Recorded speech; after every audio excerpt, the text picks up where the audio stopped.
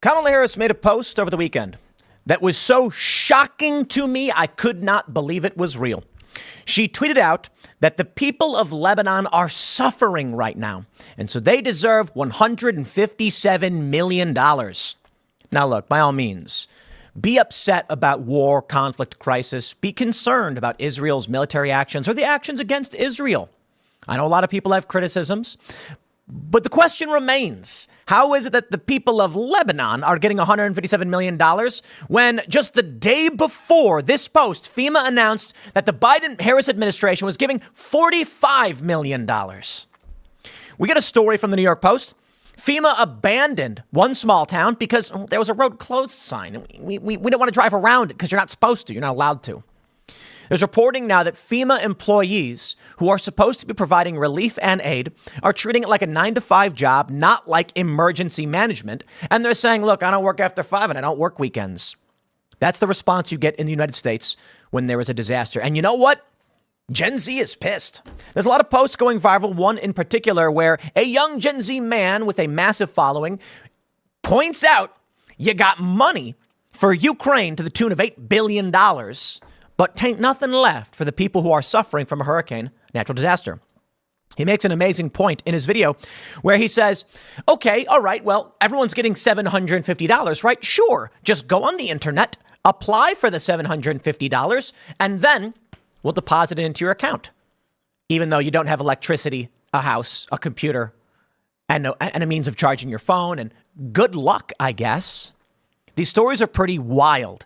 And now we've got reporting that Milton, another hurricane, could be as strong as a Category 5 and about to slam into Florida. It is going to just rip straight across. Now, guys, I don't believe it's helping anybody when you go out and claim the government controls the weather and that the hurricane slamming into North Carolina and Georgia, damaging extensively key Trump areas. And then Florida, look, sometimes hurricanes happen. Now, I know a lot of people are saying, yeah, but this is like the first time 2 major swing states were just battered right before an election. And guess what? Now, believe whatever you want, but this may actually swing the election because Georgia and North Carolina, Trump's got to win. But in the end, all that really matters, my friends, I should say what matters the most, and I hate to say it, but when it comes to the election, let me put it this way. What matters most, of course, is getting relief and aid to the victims, the American people. But electorally, Pennsylvania is the Keystone State. This past weekend, you may have noticed I wasn't on Timcast IRL on Friday because we hopped in Cybertruck and had to drive about 3.5-4 hours to get to Butler, PA. And it was actually very awesome. A lot of energy, lots of people there. Great to meet everybody. Donald Trump, of course, spoke. Elon Musk. And I got to join Jack Posobiec on War Room Live right there next to the line where people were walking into that rally. And War Room brought to you by the power of Cybertruck. That was really fun. So that day, it was like 6 o'clock on Friday. And I called Jack Posobiec and I said, we're going to be driving down to the rally. It's going to be a hefty drive. It's like 4 hours. And I was like, but I think I want to bring the Cybertruck. I mean, what do you think? And he says, oh, dude, do it. And I was like, yeah, you think? He's like, we need a generator. They told us we can't bring a generator because it's got gas. And I was like, I will bring Cybertruck and we will power War Room Live in the morning. And so that was really cool. They wanted the Cybertruck in the shot. And he was like, look at this. Elon Musk, Starlink and Cybertruck powering War Room. This is Elon building the infrastructure, Trump building the movement, both of these men together. It's really cool. It was a really amazing day. But we'll talk about this. We got some other fun news. Tim Walz gets absolutely roasted on Fox News. The guy comes on, he's like, well, Trump wants a national abortion ban. And the Fox News host is just like, actually, no, here's what Trump said. Here's what he's actually done. Here's what you keep saying. My favorite thing about this story is the Democrat media saying Tim Walz, masterfully dodges or retorts. And it's like, no, he fumbled and he just made things up. But we'll play this game. Tim Walz, if y'all want to claim that Donald Trump is for a national abortion ban, then I'm going to say y'all are for banning fracking. Kamala Harris wants to ban fracking. Oh, but hold on there. She says she doesn't want to, right? She said it in the past. She's changed on the issue, said she doesn't want to now. Donald Trump has never called for a national abortion ban, said he wants to be at the state level. That's long been what they've asked for. But so fine. If you want to claim he's for an abortion ban, then you're for banning fracking, coal, oil, and mandating electric cars. Let's see how the unions feel about that one, especially in Pennsylvania. And then we got Kamala appearing on Call Her Daddy. And Call Her Daddy, which is one of the biggest podcasts for women, is getting slammed for the propagandistic interview. But she did, the one who hosts it, invite Donald Trump, and I say he should do it. Good luck. Best of luck to ye. And then we got some cultural little segments for you because people always tell me they like it when we talk about cultural issues. So we got this viral clip of a woman and the questions around body positivity, women being lied to, and what that really means. Zuby has a really excellent post on this one. We'll be pulling up and breaking down what it means for men and women in society and why women have different expectations than men. Should be very, very fun. Before we get started, my friends, we got a great sponsor. It's Preserve Gold. So go over to preservegold.com/Timpool. And oh boy, what an apt sponsor. I got to tell you, financial experts are urging Americans to prepare now. With inflation soaring, a border crisis affecting cities and small towns, and warnings of a recession, my friends, we are living in insane, unpredictable times. And boy, isn't that an understatement? How many historically unprecedented things have happened this year? Could anyone have predicted 2 hurricanes slamming into major states, key players in an election? To protect your retirement accounts and 401ks, you should strongly consider physical gold and silver. Right now, Preserve Gold has an exclusive offer for my viewers where you can get up to $15,000 in free gold and silver with a qualified purchase, as well as a free guide. Text TIM to 50505 to learn more or visit preservegold.com/Timpool. Preserve Gold has hundreds of 5-star reviews and millions of dollars in trusted transactions with happy clients. And I would just like to say this for myself. How many historically unprecedented things have happened in this year? Lord help me. Aliens are going to land in October. Wait, it is October, November. I don't know, whatever. But that's the joke. I don't literally mean aliens are coming. But considering the degree of disasters that we've seen, I think it's always good to prepare. Now, my friends, there's also some good news. For those that wanted a skateboard, boonieshq.com has all boards now in stock. We have 5 graphics. And the boobies. Everybody loves the boobies. It is a skateboard that says the boobies, and it has a picture of a blue-footed booby bird. If you don't know what they are, they're amazing. They don't fear humans, and they're goofy and very funny looking. But of course, we've got Step on Sneck and Find Out. And a lot of people have been hitting us up asking about it. And of course, if you support women's sports and do not believe that males should be competing in women's sports, then shout out to Taylor Silverman's skateboard. For those that don't know, Taylor Silverman is a female. She's a skateboarder, amateur, now pro, I suppose. She got her own model. But she was competing in the women's division, and she had lost to several males and spoke up, challenged this, and for this was relentlessly and mercilessly attacked. But she's got a skateboard available if you'd like to support her as well. And as always, timcast.com. Become a member. Support our work. We need your support. But I got to do this, too, because I'm getting yelled at by my team. They're saying, Tim, we need good reviews on Apple Podcasts. Like, people need to, if you're listening on Apple Podcasts, every single one of you is, because there's like 500,000, I think. Just leave a good review, because if we had 500,000 positive reviews, they'd bump us straight up to the top and they'd be like, this show's great. I never ask. So leave a good review on whatever podcast platform you're using. And for now, we'll jump into that show. Smash the like button also. There's so many things we have to ask for when it comes to social media. Engage with the content. Follow me on X, Timcast. Let's talk about the news. Newsweek reports Kamala Harris, Lebanon relief under scrutiny as GOP stokes Helene backlash. Vice President Kamala Harris has been criticized by MAGA and Republican figures after she expressed concerns about civilian lives in Lebanon and announced further aid to the country. Little biased much, Newsweek? I mean, come on. Just say people. People are concerned. But it is fascinating to me. Where are the Democrats to be like, bad optics right now, Kamala? One day after FEMA announces $45 million in aid, you announce $157 million to Lebanon. This is nuts. Harris described on social media how the people of Lebanon are in an increasingly dire humanitarian situation. And I feel for them. I do, but they ain't Americans. As Israel continues its bombing campaign targeting militant group Hezbollah, including hitting the country's capital of Beirut and the northern city of Tripoli. Israel is around a week into a ground incursion into southern Lebanon after nearly a year of regularly exchanging fire with Hezbollah, which has been attacking the north of Israel in what it described as solidarity with Hamas. The vice president was condemned for announcing around $157 million in aid for Lebanon as millions of Americans in the southeast U.S. who have been left devastated by Hurricane Helene require federal assistance. Well, let's not waste any time. I'll tell you exactly what this vice president had to say. Vice President Kamala Harris tweets, The people of Lebanon are facing an increasingly dire humanitarian situation. I am concerned about the security and well-being of civilians suffering in Lebanon and will continue working to help meet the needs of all civilians there. To that end, the United States will provide nearly $157 million in additional assistance. Additional assistance? What was the first assistance? It's more than that. Looks like the total is $385 million.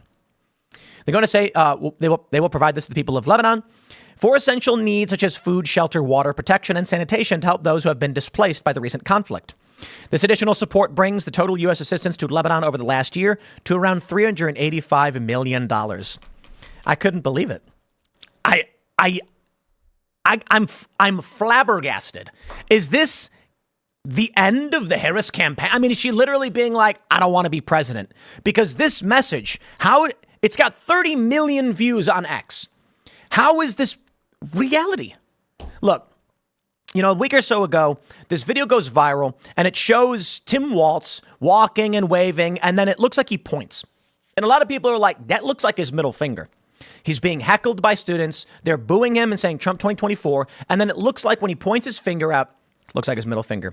Well, clearer photos have emerged, and it shows what is clearly his index finger. But I got to tell you, when I saw that story, I thought to myself, there's no way a vice presidential candidate is going to flip off a bunch of students. And to be honest, if he owned it and said, look, I'm a Midwestern guy, you boo me, insult me, and shout expletives, I'm going to flip you to bird.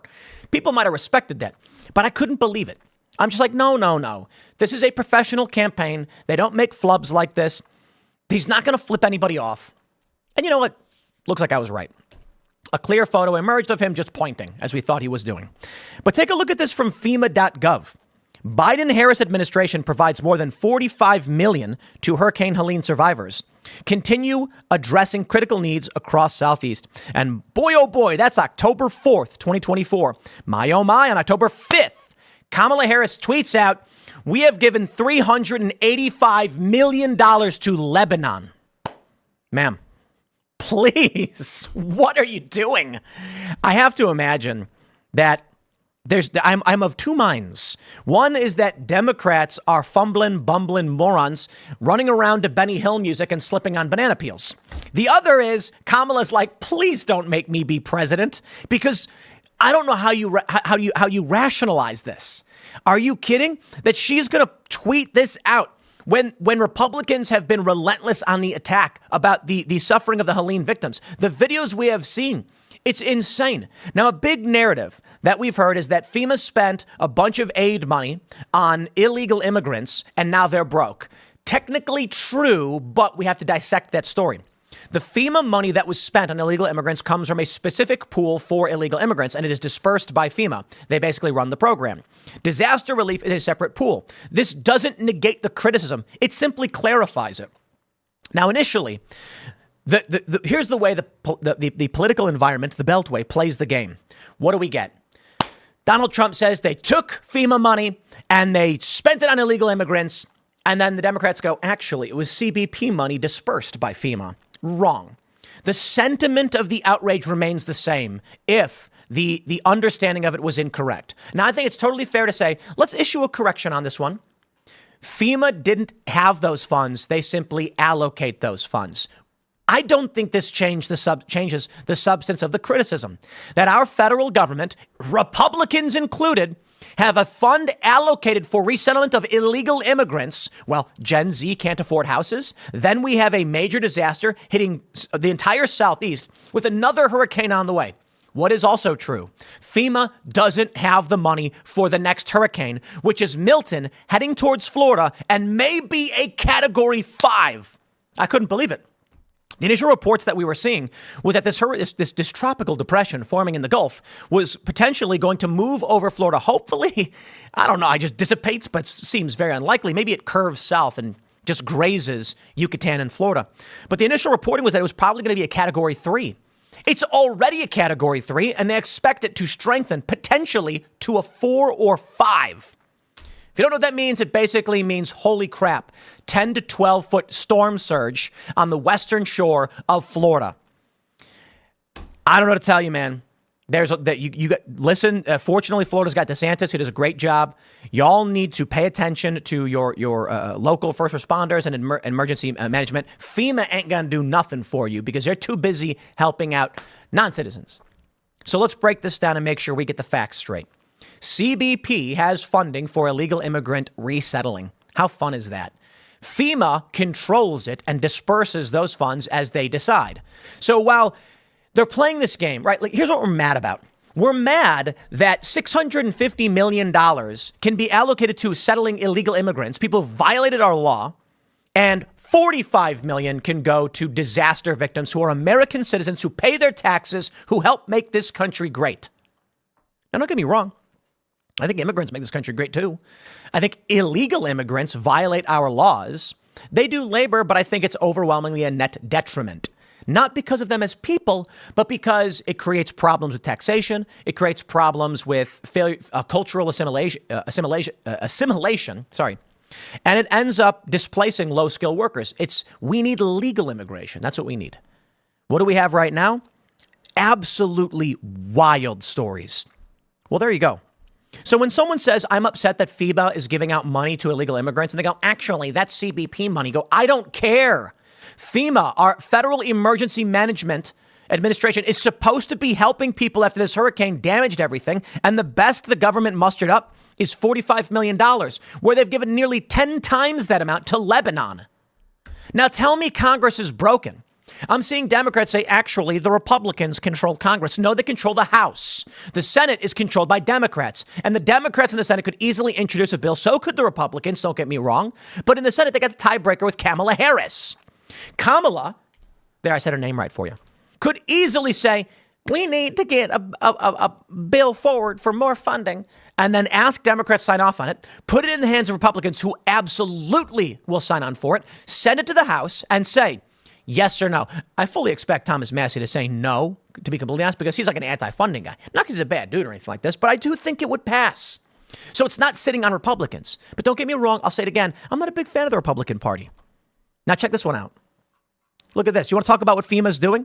While they're offering up all this cash and loot for Lebanon, New York Post reports, FEMA abandons devastated North Carolina town residents because it can't drive around road closed sign. Nobody's been bringing in supplies except civilians. Yo, I've seen wild videos. I'm sure you have as well. There's one video where you can see this stretch of highway, and then they show it on Google Maps. Then they drive up to it, and it's gone, just totally wiped out. You get a road closed sign, you're like, well, I can't drive past it. Residents of a tiny North Carolina town that was almost totally destroyed by Hurricane Helene have been fending for themselves after FEMA told them a road closed sign is an insurmountable obstacle for the agency to navigate. FEMA called me and they told me they wanted to inspect my house.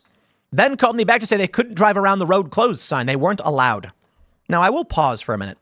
If there were law enforcement there and they blocked FEMA, maybe. But I got to tell you, my friends, if I was FEMA and I pulled up to a road closed sign, first thing is I'd likely drive around it. I do want to be fair and say I haven't seen the road if the road was clearly about to fall apart or something, but it doesn't seem to be the case because the locals who are there drive around it. The road is closed because the city has been wiped out. Still, emergency vehicles have to go there. If there was law enforcement standing there and they were like, this road is closed, I'd be like, we're with FEMA. Please, sir, you need to let us through. For them to be like, we can't do it. This aligns with so many stories I've heard where FEMA employees are showing up and then going, what's your problem? It's 5 o'clock. I got to go. Why don't you talk to that guy? We out. And also, we don't work weekends. I think this, as an aside, our culture is fractured.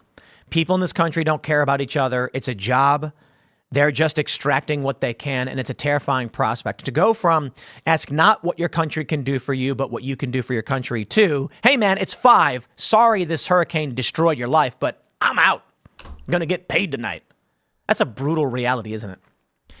Quote, you can drive it by car for sure. It's not that bad. You just have to drive around the road closed sign. I explained that to them. They said they couldn't. Left to fend for themselves, Batcave residents banded together, opening the roads and starting the arduous work of cleanup and recovery. Residents told the Post they don't need FEMA now, and at this point, they don't even want the disaster relief agency to come. While the sick and elderly residents of Bat Cave were airlifted to safety weeks ago, those left behind have seen virtually no sign of government agencies, save for a handful of Louisiana state troopers keeping an eye on everything, who locals say haven't done much of anything. That's absolutely brutal what happened, man. The intermittent whir of military Chinook helicopters buzzing over the town serves as a reminder that people in the devastated west of the state are getting help, just not in Bat Cave. Here, apple orchard workers armed themselves with chainsaws, worked with a local grading contractor to clear roads well before the Department of Transportation helped to arrive, although they were grateful for the assist when it finally showed up. Take a look at this, Helene's path of destruction. We can see that, look at all of these areas that got slammed. It rained here for like 3 weeks straight. We're in West Virginia, and it wasn't nearly that bad. It was no heavy storms or anything, just constant rain. So we were all right. For the people who got slammed by this in Western North Carolina and Georgia, they need help. And unfortunately for us, they ain't getting it. I want to show you this video. This is what Gen Z has to say. And I have to say to this guy, beast, check it out. Please help us. We are dying. We are without food, water, or shelter, or any electricity. We need your aid. Understood. We're going to send $8 billion worth of aid. Oh, thank you. To Ukraine. Let's do that right away, ASAP. Come on. What? No, a hurricane has completely ravaged the people that you represent. Give us that money. Oh, don't worry. We're going to give you money. Every single one of you is getting $750 each. You sent $8 billion to Ukraine. You're going to give us $750? You know what? Okay, we'll take it. How do we get it? Easy. You just go online and apply, and if you pass the application, we'll wire the money right over. Okay, let me get this straight. You want us, people that are trapped in a town with no water, food, resources to spend $750 on, to go online when we have no electricity so we don't have any Wi-Fi, to get the $750? I'm black, just like one of you. What does that have to do with President Biden, please do something. Oh, this is great.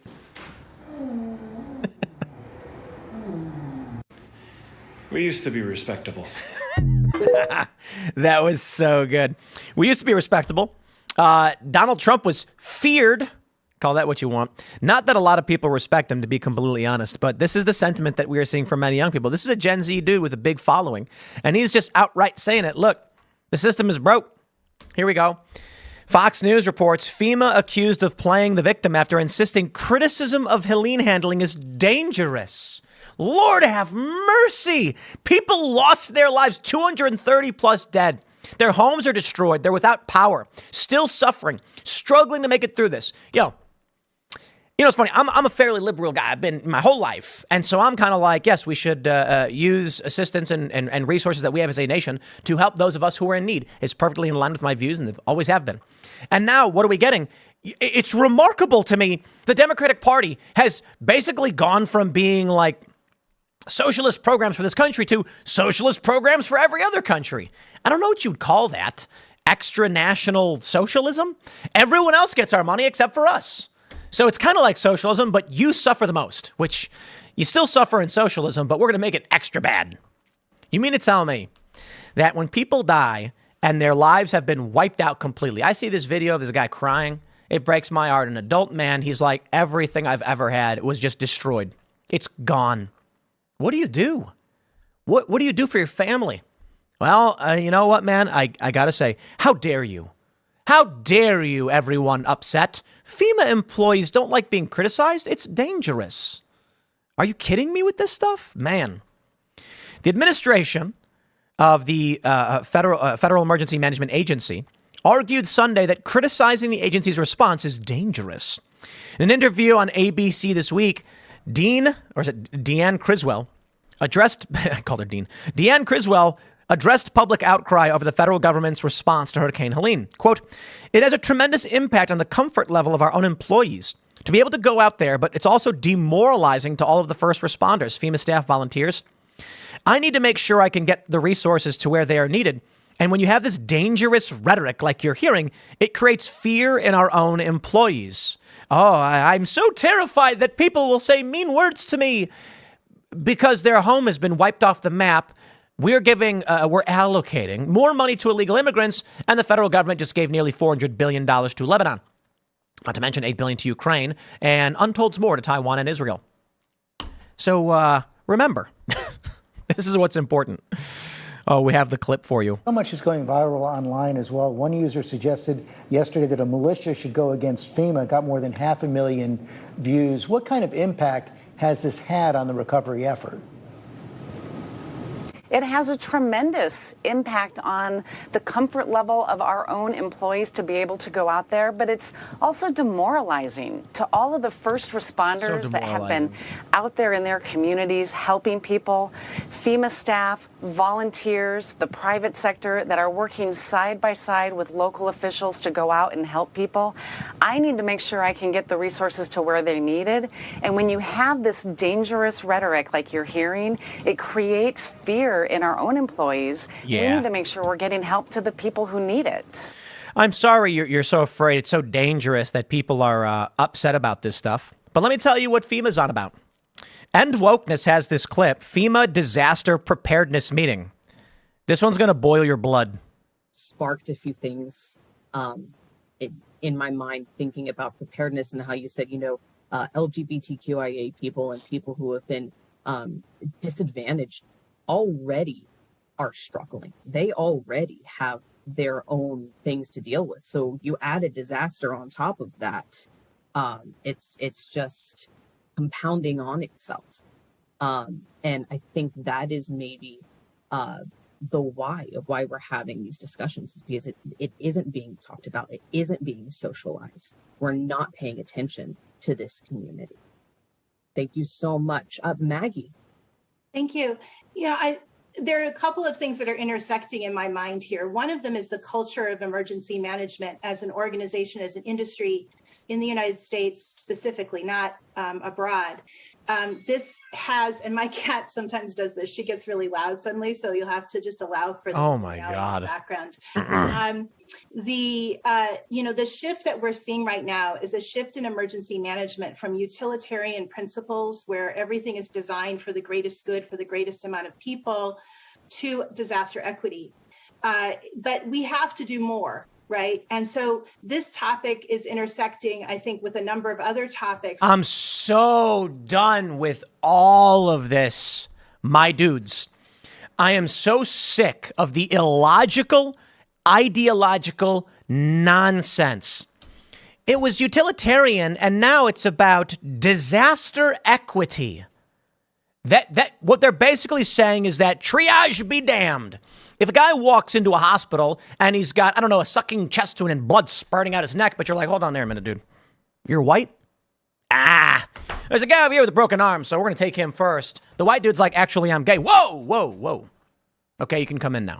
This is the world they want to build. It makes no sense. Triage makes sense, okay? The purpose of triage, the purpose of the utilitarian system of FEMA is that we're trying to apply aid where it is most dire in the immediate. I think most of you know what triage is. If there's two dudes laying on the ground and one's got, like a femoral bleed and the other guy's got a broken arm, you deal with the guy who's on the verge of dying. Why? So he doesn't die. The guy with the broken arm can be taken care of way later. Hospitals do this. But I'm telling you, these people bring about an ideology where they're literally going to go to a disaster area and there's going to be a white dude laying on the ground being like, help me, my back is broken, I can't move. And they're going to be like, but you're white. This dude over here needs his house fixed and we're going to go help him. They're literally telling you this right now. My friends, this is why it's so insane. This ideology makes no sense.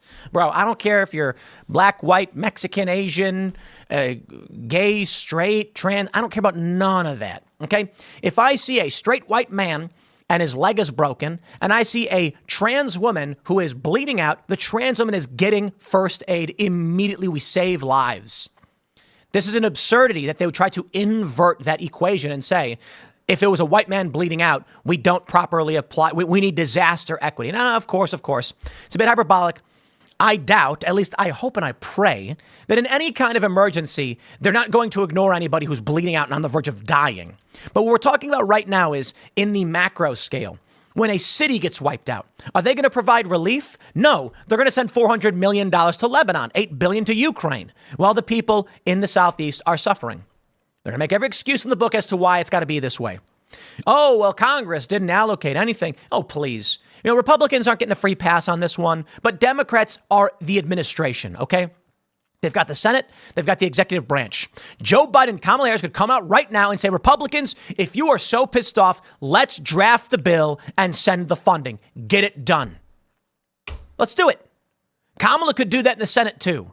So it's all politicking garbage. And with the scariest thing right now is that we're looking at Hurricane Milton. It is now a Category 3. The path it is expected to slam into Florida. And I want to pull this up because I think we're looking at a Category 5 now. Let me see. It's currently a 3. Oh, my God. No. CBS reporting it's a 4. Okay. Latest update. 1 hour, not even an hour ago. Hurricane Milton surges to Category 4. Expected to hit Florida as a major hurricane this week. Guys, I got to tell you a couple things, okay? The first thing is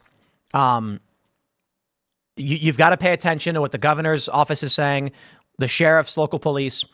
It was terrifying when this first hurricane came through, Helene, and they were saying, if you do not evacuate, please write your name and birthday on your arm so we can identify you when you die. That's how serious this is. We're looking at a Category 4 now. Absolutely wild. And it was already reporting fears this could turn into a Category 5. You need to take this seriously. I'm not a meteorologist or an emergency management guy, so talk to people down there what's going on. What I can say on our end, though, is you should prepare. Whatever you have to do to prepare. I don't care where you live or what you're doing. Sometimes it rains. That's what I tell people, okay? This hurricane, you've got time. You can figure things out, but sometimes storms happen, all right? The next thing I do want to say, just as it pertains to Timcast, guys, we use Rumble infrastructure, and Rumble is based in Florida, which means our infrastructure is getting hit by this. For those that have been watching the Timcast members show, it's been rough. But I'm not going to abandon Rumble simply because a storm hit. There's a lot of, look, it is frustrating. Our business, everything we do survives only because you who are all watching go to Timcast.com and click join us to become members. Memberships make this whole machine function. Without you, there's no show.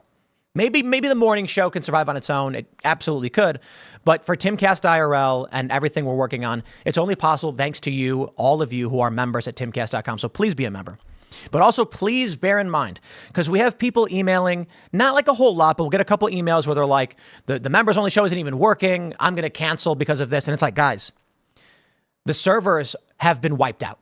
A hurricane just slammed into the East Coast, the Southeast, where Rumble's infrastructure largely is.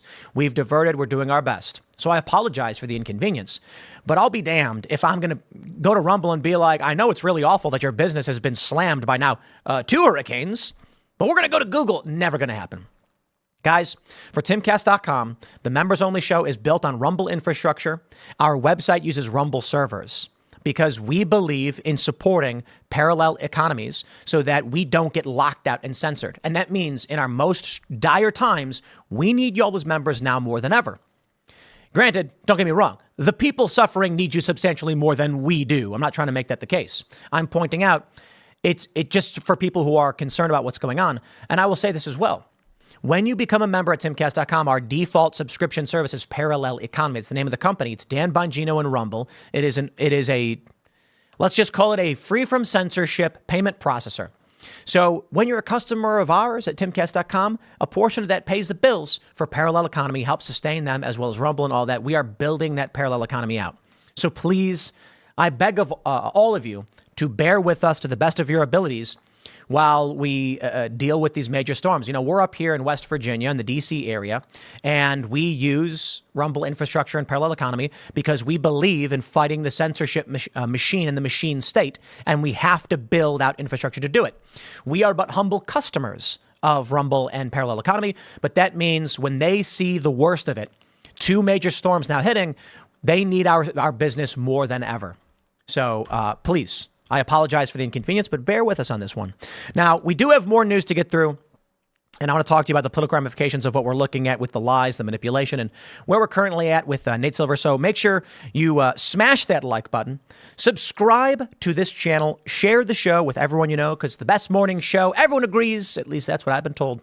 And for those of you that are listening on the audio side, Give us a good rating on over on Apple Podcasts or wherever you watch. 5 stars. Say, you know what? I just love this show. Or better yet, give it 4 stars and say the show's not that great, but it's good enough. I'll take it. We've actually neglected the audio side quite a bit because I'm a YouTube guy. And I don't really. But we got experts now who are wagging their finger at me saying you gotta ask people to share the audio side and to review and rate, because that's massive. So I do appreciate it. Let's jump to your super chats, grab a few audience comments and questions, and then we will talk about, I love this headline, Tim Walz outmaneuvers Fox News host as he's grilled on abortion. No, he didn't. He got blown out. No matter what he says, the host is like, you're telling lies. This is not true.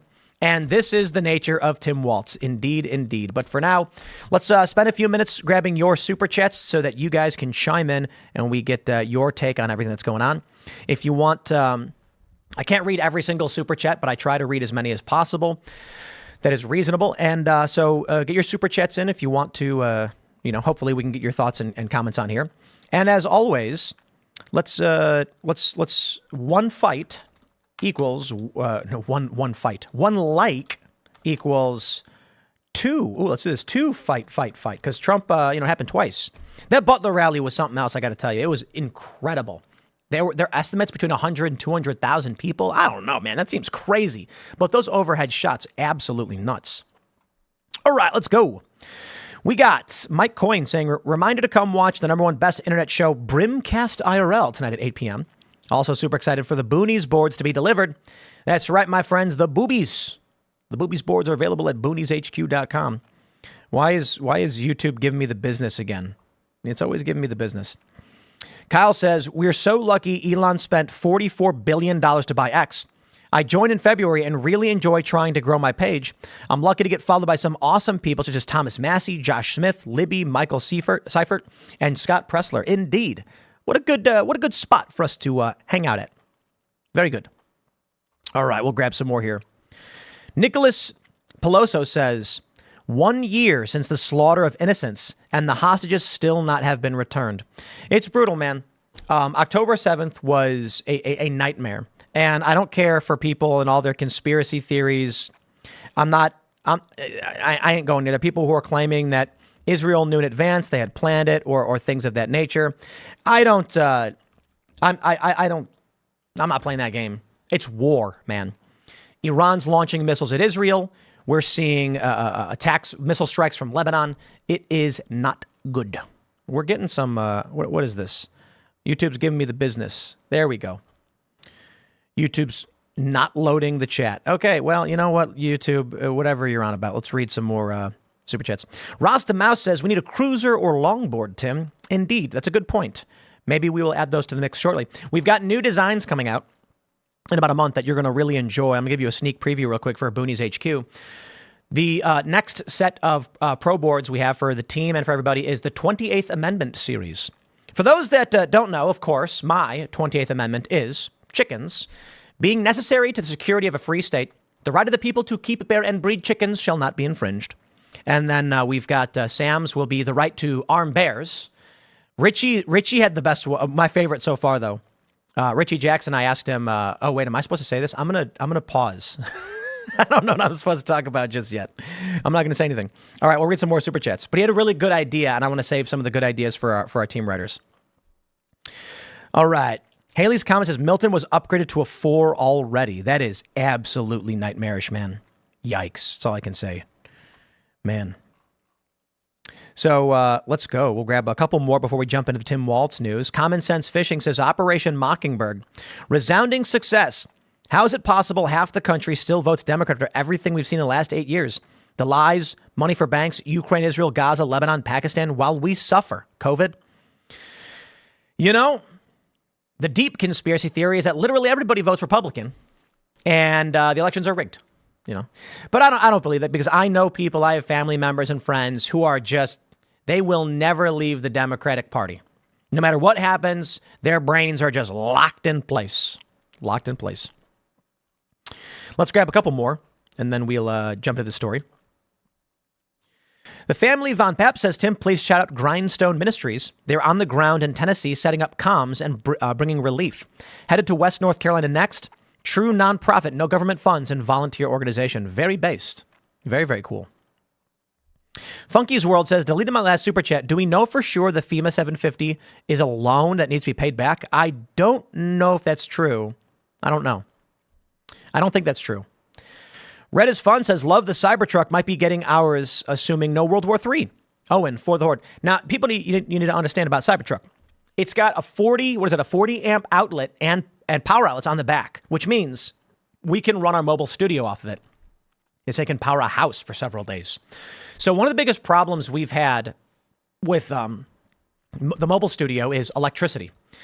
We brought the mobile studio to Tennessee, to Atlanta. We got this big fifth wheel trailer. And then we were like, now we need a 40 amp outlet.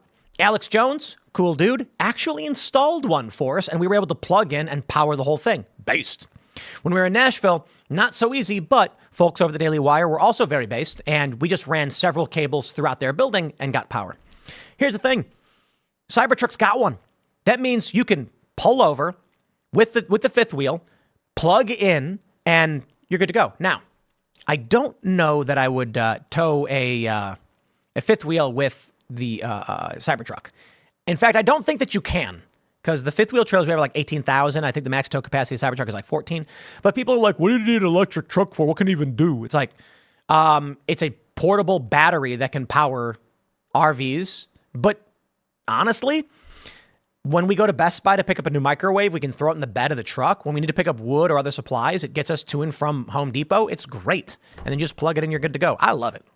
More importantly, when Jack Posobiec is hosting War Room Live and needs electricity from a place they don't allow gas generators, we plugged them right in. No problem. No problem. All right, my friends, we got this next segment for y'all, and it's a lot of fun.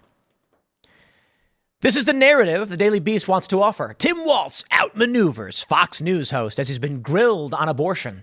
Dude, I'm going to play the clip for you. You can watch it in full. And clearly, Tim Walz gets annihilated on his abortion lies. And I would just like to say, for the record, my friends, when Tim Walz starts trying to make abortion a talking point, when it is the fifth most pressing issue in this country, you're losing, okay? Now, right now in the betting odd aggregate, it's a tie, which is nuts, because the only reason Kamala Harris is getting an edge at all in the betting markets is because people believe the deep state won't allow Donald Trump to win. That is to say, on the merits and in the argument, it appears Trump is winning. But it's only going to win if y'all go out and redouble your efforts. If you're in Pennsylvania especially, you got to register people to vote. You got to knock on doors. You got to smile, shake hands, kiss babies, all that good stuff. Don't kiss people's babies you don't know. I'm just talking about metaphorically, although I guess politicians used to kiss babies or whatever. It's kind of weird, actually, just the thinking about it. Politicians walk by, shakes hand, and kisses your baby, and it's just kind of like, I don't know. Politicians are weird people. I'm not into that. But here's the clip. I posted this on just yesterday, and I said, this is why liberals typically don't go on moderate and right-wing shows. Tim Walz gets blown out by a live fact check. We just had a young liberal cancel, and we know why. They can't handle facts. So while I was at the rally for Donald Trump, I got to speak with a nice young man from Midas Touch. I cannot imagine they actually published the interview they did with me in full because it wasn't good for them. Not that I think I did a perfect job and I'm the best debater or anything, but he asks me to do an interview and then says fake elector scheme. And, you know, basically the gist of the story is I was talking about the 1960 Texas v. Pennsylvania, the Supreme Court ruling, and how we need the constitutional questions to be answered by the Supreme Court, to which the young man says, well, John Eastman said the court was going to go against us 7-2. I said, go against them on what? And he goes, on the Supreme Court would. And I said, yeah, on what case? He goes, I don't actually know. And I'm like, then what are you asking me? This is why they don't come on shows like this. I'm not going to sit here and say, Donald Trump is perfect all the time, no matter what. And I'm not going to sit here and be like, Kamala Harris is the devil incarnate. I'm going to be like, Harris is a liar and part of a warmongering party, and I don't like her. But come on. Let me show you where we're at with Fox News. I'll play this clip, and this is exactly why I'm actually impressed that Tim Walz went on Fox News. He has to, but it doesn't make him look good. I want to clarify what the law is there in Minnesota. Abortion Finder, a website that helps women find access, says abortion is legal throughout pregnancy in Minnesota. There is no ban or limit on abortion in Minnesota based on how far along in a pregnancy you are. You signed the bill that makes it legal through all 9 months. Is that a position you think Democrats should advocate for nationally? Look, the vice president and I have been clear. The restoration of Roe versus Wade is what we're asking for. But that law goes far beyond Roe v. Wade. To make her own choice. The law is very clear. It does not change that. That was been debunked on every occasion. But wait. Let's agree. What you signed is there's not a single limit through 9 months of pregnancy. Roe had a trimester framework that did have limits through the pregnancy. The Minnesota law does not have that. This puts the decision with the woman and her healthcare providers. The situation we have is when you don't have the ability of healthcare providers to provide that, that's where you end up with a situation like Amanda Zaworski in Texas, where they are afraid to do what's necessary. This doesn't change anything. It puts the decision back on to the woman, to the physicians, and we know that this is simply something to be brought up to be very clear. Donald Trump's asking for a nationwide abortion ban. Wait, he has said that we don't see this as a winning campaign. That he will not sign a national abortion ban. Are you calling that just, it's a flat-out lie?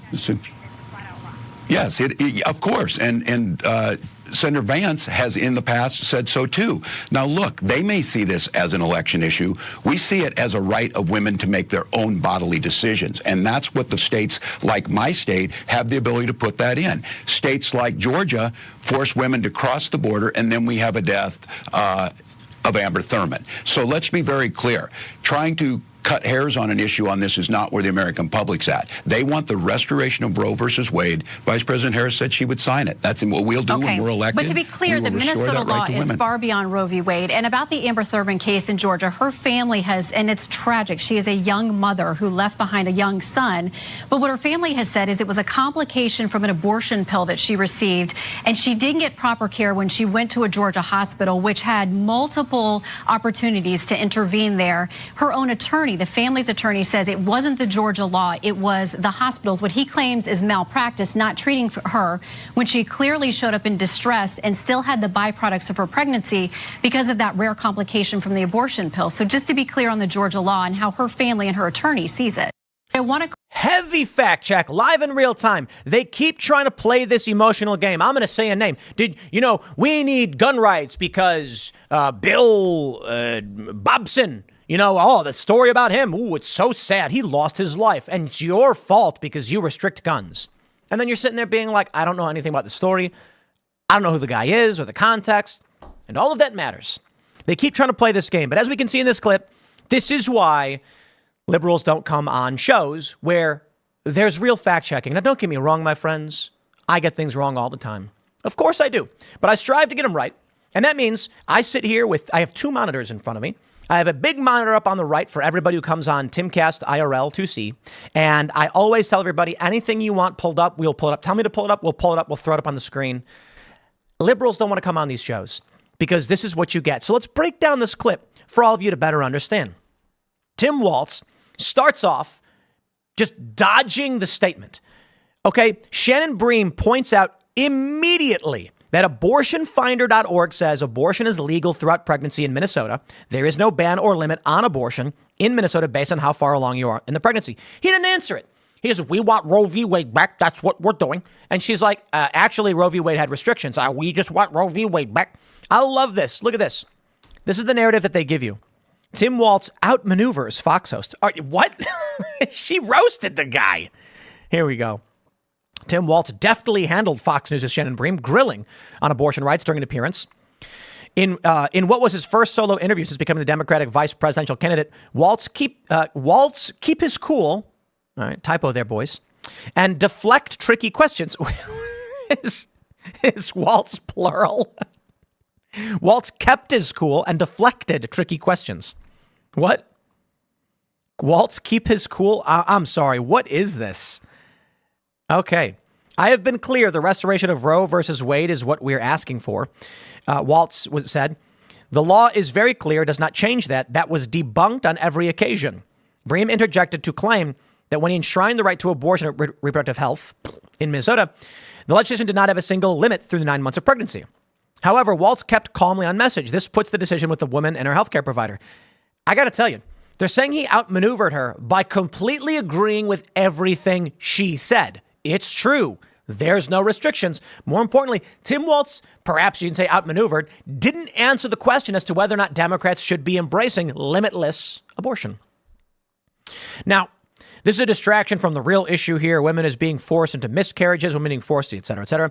The calling out by Shannon Breen of that story they like to use where the woman took an abortion pill, abortifacient, and it caused a negative repercussion that ultimately ended her life is a terrifying story. It's a sad story. But it's a story about the problems and troubles of abortion pills and abortion by mail, which happens in some circumstances. That's actually a big problem. All right. But let's talk about what it means to be Tim Walz. From the post-millennial, key Kamala staffers weren't aware of Tim Walz's false claims until they were made public. Now, I know I opened with Tim Walz getting blown out by Fox News, but let me trail it over to this. Kamala Harris says insomnia hit after Biden dropped out. She was sleep deprived the day of Walz's pick. Tim Walz is the worst choice. Okay. Not the worst.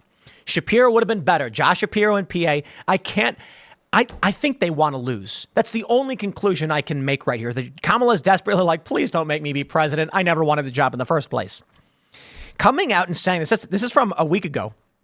She was sleep deprived the day of the Walz pick. Just sounds like she's saying I should not have picked this guy. Dude, his lies about his rank, about I carried weapons of war in war. He's just, everything is a lie. I was a coach. He was like an associate coach or something. She was sleep deprived the day he was picked. Check this one out. And then we'll jump over to they didn't realize he was full of crap. And then they did.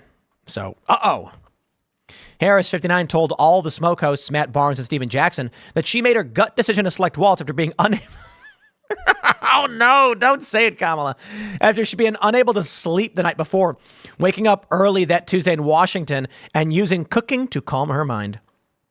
From the time that the president called me and told me he wasn't running, I mean, it's just like everything was in a speedy motion and I was not sleeping so well. Hey, look, I got to give it to Kamala. She is doing some interviews. She appeared on Call Her Daddy. She went on some of these shows. So it's not that she's not doing any press. She's just not doing adversarial press. I will give a shout out to Tim Walz for going on Fox News into the Lion's Den. I respect it, despite the fact I think he got obliterated by the host. And look, hard enough to get liberals to come on these shows. So we're actually over here at Timcast. We've got some developmental plans. They're going to make it very, very easy for these liberals to join us. One of the things we're going to be doing with the Culture War podcast is just going straight to universities. Now, I am deeply impressed with Charlie Kirk's work. And I saw that video from Kirk and Vivek. And I said, now here's a strategy. The Culture War podcast can find the debate. We can easily set up and do a culture war showdown in various locations. So we've got some good plans there. This way, the liberals, like Tim Walz, can have their ideas presented to everybody. And in my opinion, typically exposed as bad ideas. But don't get me wrong, as I often say, Republicans have bad ideas too. Let's bring that debate to the forefront. Because when you see it, you see it. Now, Kamala Harris made the mistake. Tim Walz was a bad choice. He's a liar. He's not good at public speaking. He was nervous. And do we have the SNL clip? Oh, heavens to Betsy. Let me play this clip for you from Saturday Night Live. And here you go. Okay, he's out there. He's doing his thing, whatever that may be. Come on, just relax. You know, you haven't had a night off in 3 months. Do you want to watch something less stressful like the Menendez Brothers show? I don't know, Dougie. I kind of wish I had picked Josh right now. Oh, Josh Shapiro? No, Josh. Haha, she's drunk. Look, Tim will be fine. It's not like he's going to say something crazy. I've become friends with school shooters. I got to give it to him. Look, my friends, I said even SNL couldn't resist this one. This quote is going to be in history books, but I'd like to point this out. The times they are a changin', my friends. When SNL is making fun of Kamala Harris for being a drunk, I should have picked Josh and she's pouring wine. Cab, what did you say, Cab?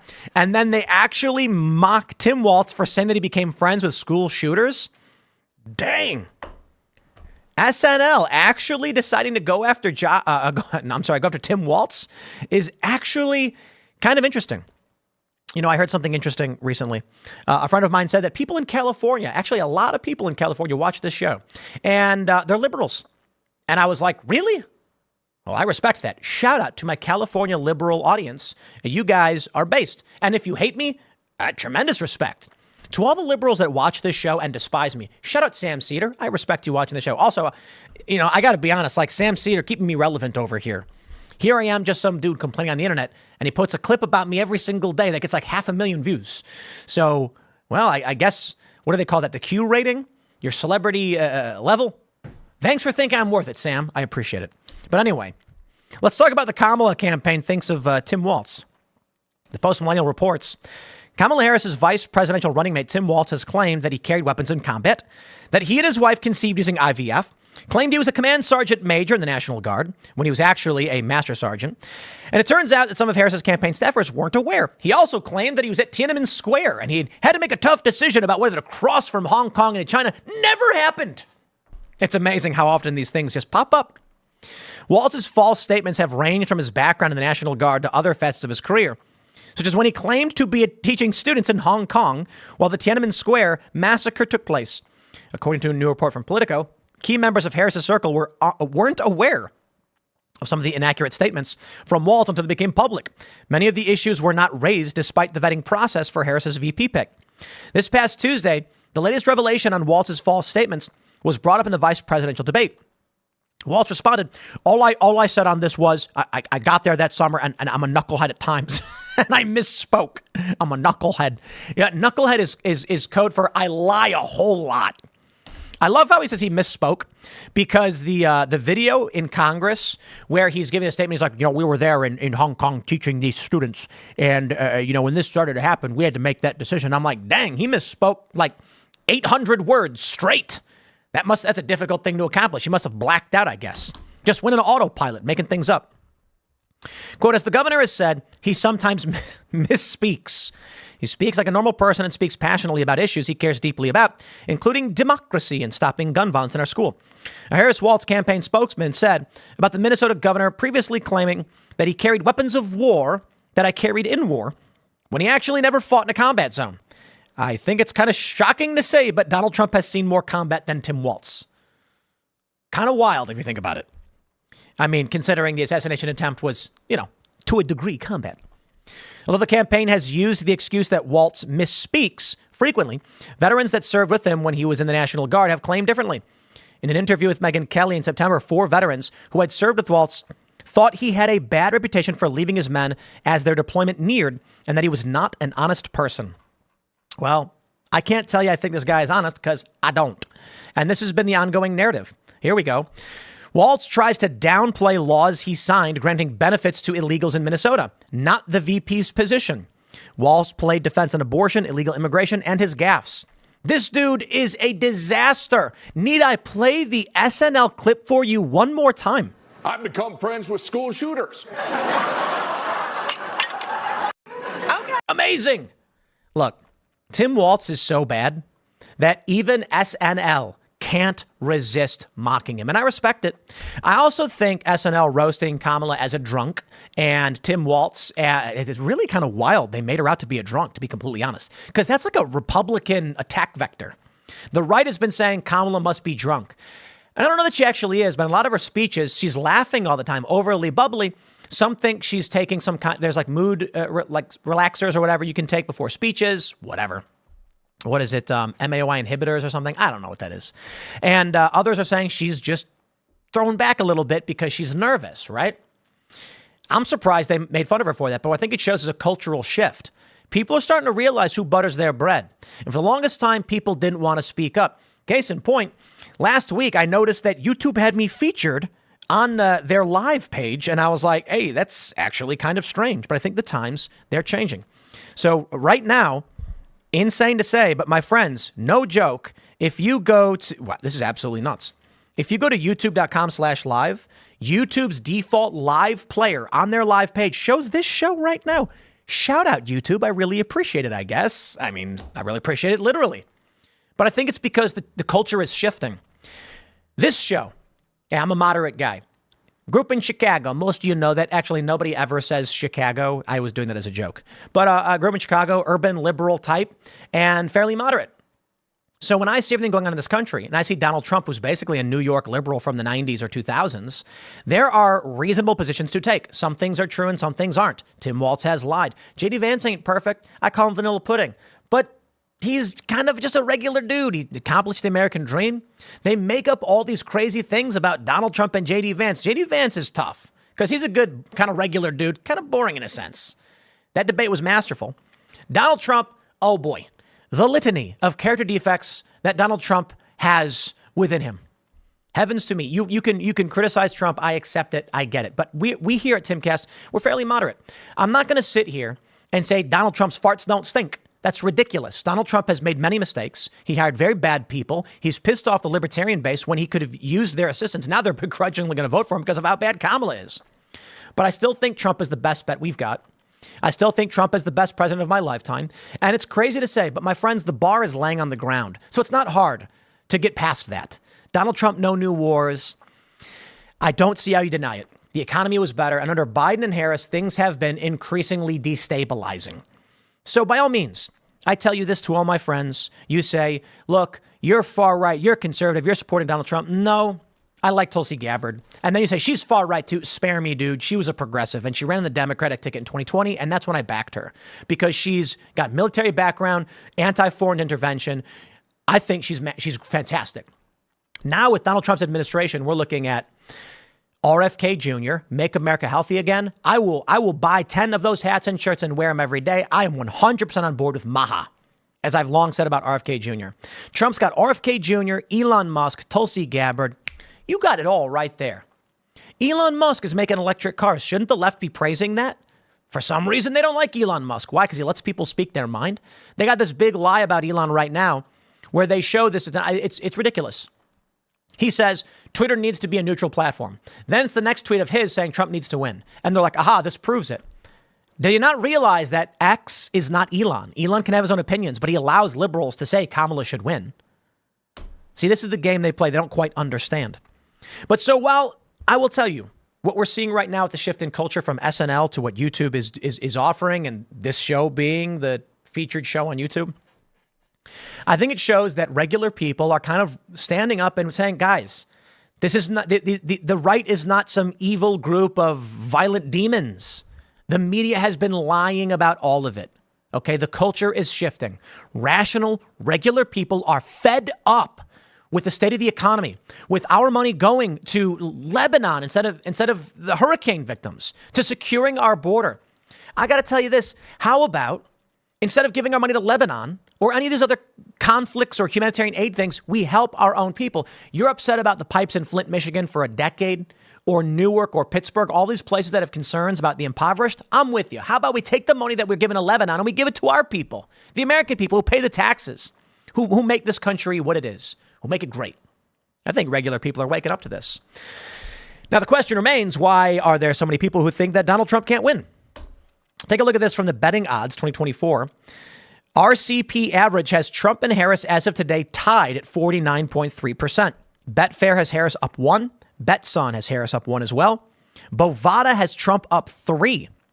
BWin, it's a tie. PointsBet has a tie. Polymarket has Trump up 2 points right now, and Smarkets Trump is down 3 points. You got some betting arbitrage right here. That's what they call it. If the odds are swinging like this much, theoretically, I think you'd be able to bet on 2 different markets and guarantee a return, right? I don't know how sports betting arbitrage works, so don't take advice from me and don't do this.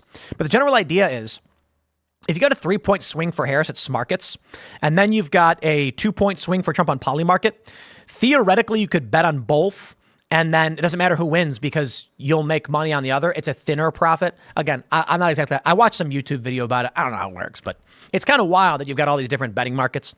Now, I'm going to tell you why I think Kamala Harris is doing so well, despite the fact that Trump appears to be winning in the argument.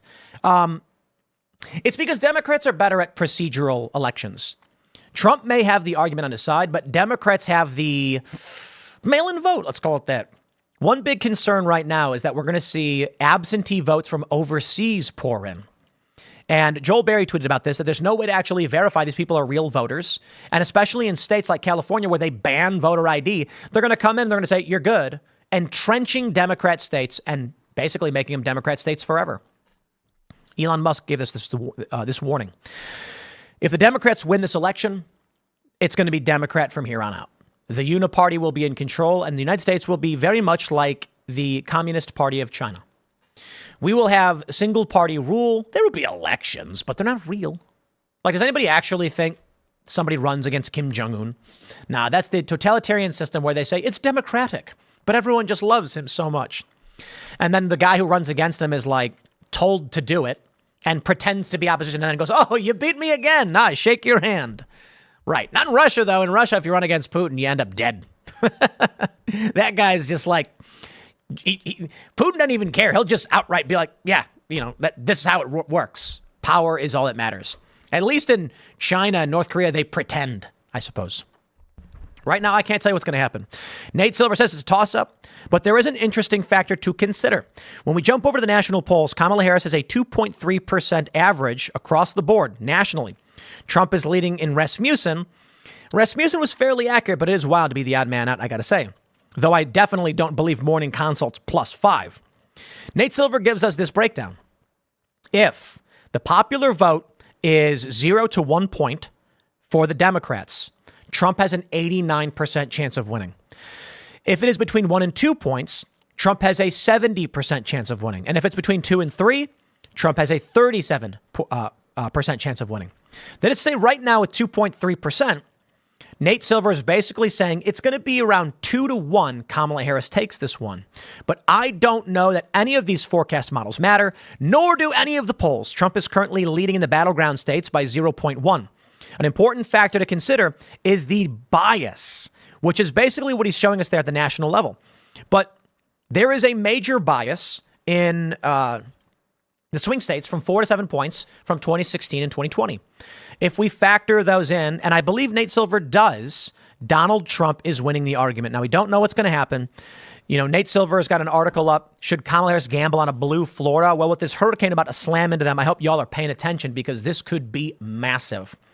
The election may be swung by an unprecedented natural disaster. Think about what the history books are going to write about this period. I want to say one thing. One more thing on this subject, which I got to say.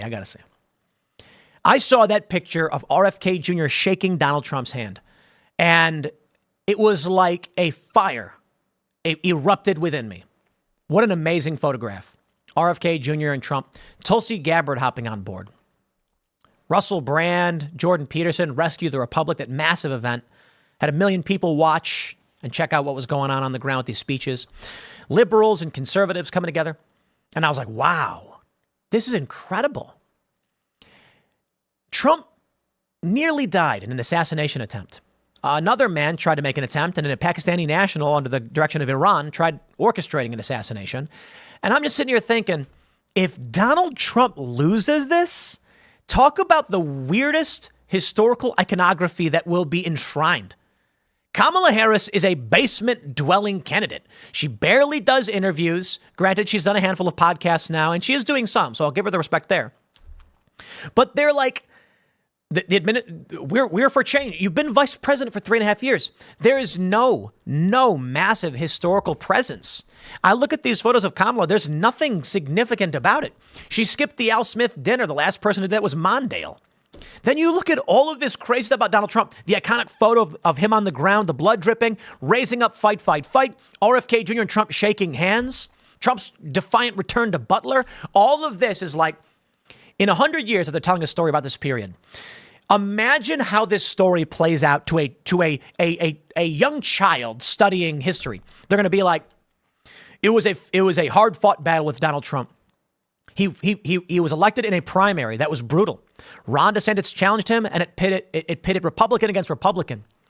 Trump had these rallies. He stood defiantly. He was shot in the side of the head. And they show all these photos, and the kid's like, whoa. Donald Trump stood up after the bullet was fired and yelled, fight, fight, fight. He shook hands with a Kennedy, RFK Jr., whose family was outraged that a Democrat family would side with a Republican. Trump said, we will unify this country, and brought together two large movements from moderate liberals to Republicans, and they stood tall, and he waved J.D. Vance with a masterful debate performance. And then he lost. Like, what a wild story to tell. But I don't know what's going to happen. I don't know. It seems insane to me that after everything we've seen, Trump loses. But then in the history books, they say, now with all of that amazing iconography, the symbolism, a hurricane slammed into 2 swing states, wiping out Republican strongholds. And then another hurricane slammed into Florida, devastating the state. And, well, then it's history. Kamala Harris fumbled and slipped on a banana peel into office thanks to a few natural disasters. And thank you and have a nice day, kids. And then the kid will close his leather-bound, torn-up book, take a look through the giant hole inside of his building where people are outside fighting in the post-apocalyptic wars over water. And then the teacher will say, you know, time to go home. Watch out for the grenades, the IEDs, and, you know, everything else. I'm kidding, by the way. I don't think that in 100 years it'll be like that. I don't think that if Kamala Harris wins, that the country just evaporates instantly or blows up. I do fear internal conflict and fighting, but I don't think it will be just overnight. Although they do say gradually, then suddenly. And when I was talking with Eric Prince about other countries and when they've fallen, he says the one thing that, you know, everybody who's seen this says is it happens in like overnight. One day, everything seems normal. The next day, there's no electricity. There's no communications. There's no radio. Everything shuts down. So maybe we will see how this goes. I'm going to wrap it up there, my friends. We got a little bit of a long one, but the next segment is coming up 4 p.m. Call Her Daddy faces backlash over propaganda Harris interview. We'll play some clips from Kamala Harris because she did, of course, the Call Her Daddy podcast, which is like a woman's podcast, you know, hugely popular.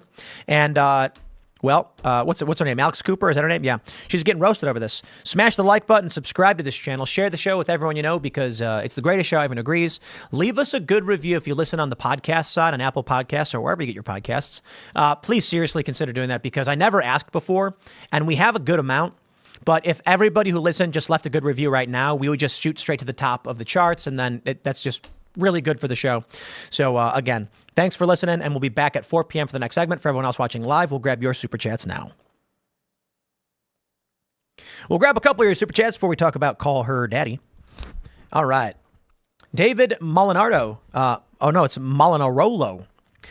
Tim, check out Anna Kasparian's interview on Jillian Michaels' channel about Anna leaving the left. They touch on several things you just mentioned. Indeed, interesting. I'd be interested in that. We've been working on inviting Anna out to come on the show. Cenk Uygur has also expressed interest on joining us as well again, which I'm very excited for. We are working on developing the Culture War podcast. We have a lot of great ideas. So we recently had a young liberal man quit on us. Well, he canceled. And we booked him. He said, yes, we prepared flights. And then he stopped responding and said, look, sorry, I can't do it. And I think the reason they can't do it is because, look, they're going to deny it. They're going to lie about it. But they will get blown the F out. OK, you come on a show with me and you make up nonsense. It's not going to happen. By all means, if you come here and say, I think Trump is racist because he did X, Y, and Z, I'll say, OK. I mean, you're allowed to think these things. It's an opinion statement. People have opinions. I'll say, well, I think that's not correct. I don't agree with that, but I understand why you might think that based on what you're seeing. Thank you and have a nice day. Like, what are we going to do? We argue opinions? This is pointless. But when y'all come at me and say things like, but, the Trump administration said the Supreme Court was going to rule against them. And I said, rule them against them on what? On this case. What case? I don't know. Yeah, so I did an interview with this guy from Midas Touch. Because I'll do an interview with anybody. And he kept calling it a fake electors scheme. And I said, you keep calling it a fake electors scheme. What does that mean? And he's like, well, they forged their signatures. Like, what do you mean they forged their signatures? You mean they signed their names to pieces of paper? Forging a signature is when you write someone else's name. Like, what are you saying? Like, well, they weren't duly elected. I said, yeah, and they weren't duly elected in 1960 either. The Democrats lost, the Republicans won, the governor certified the Republicans. Bro, I have been over this so intensely.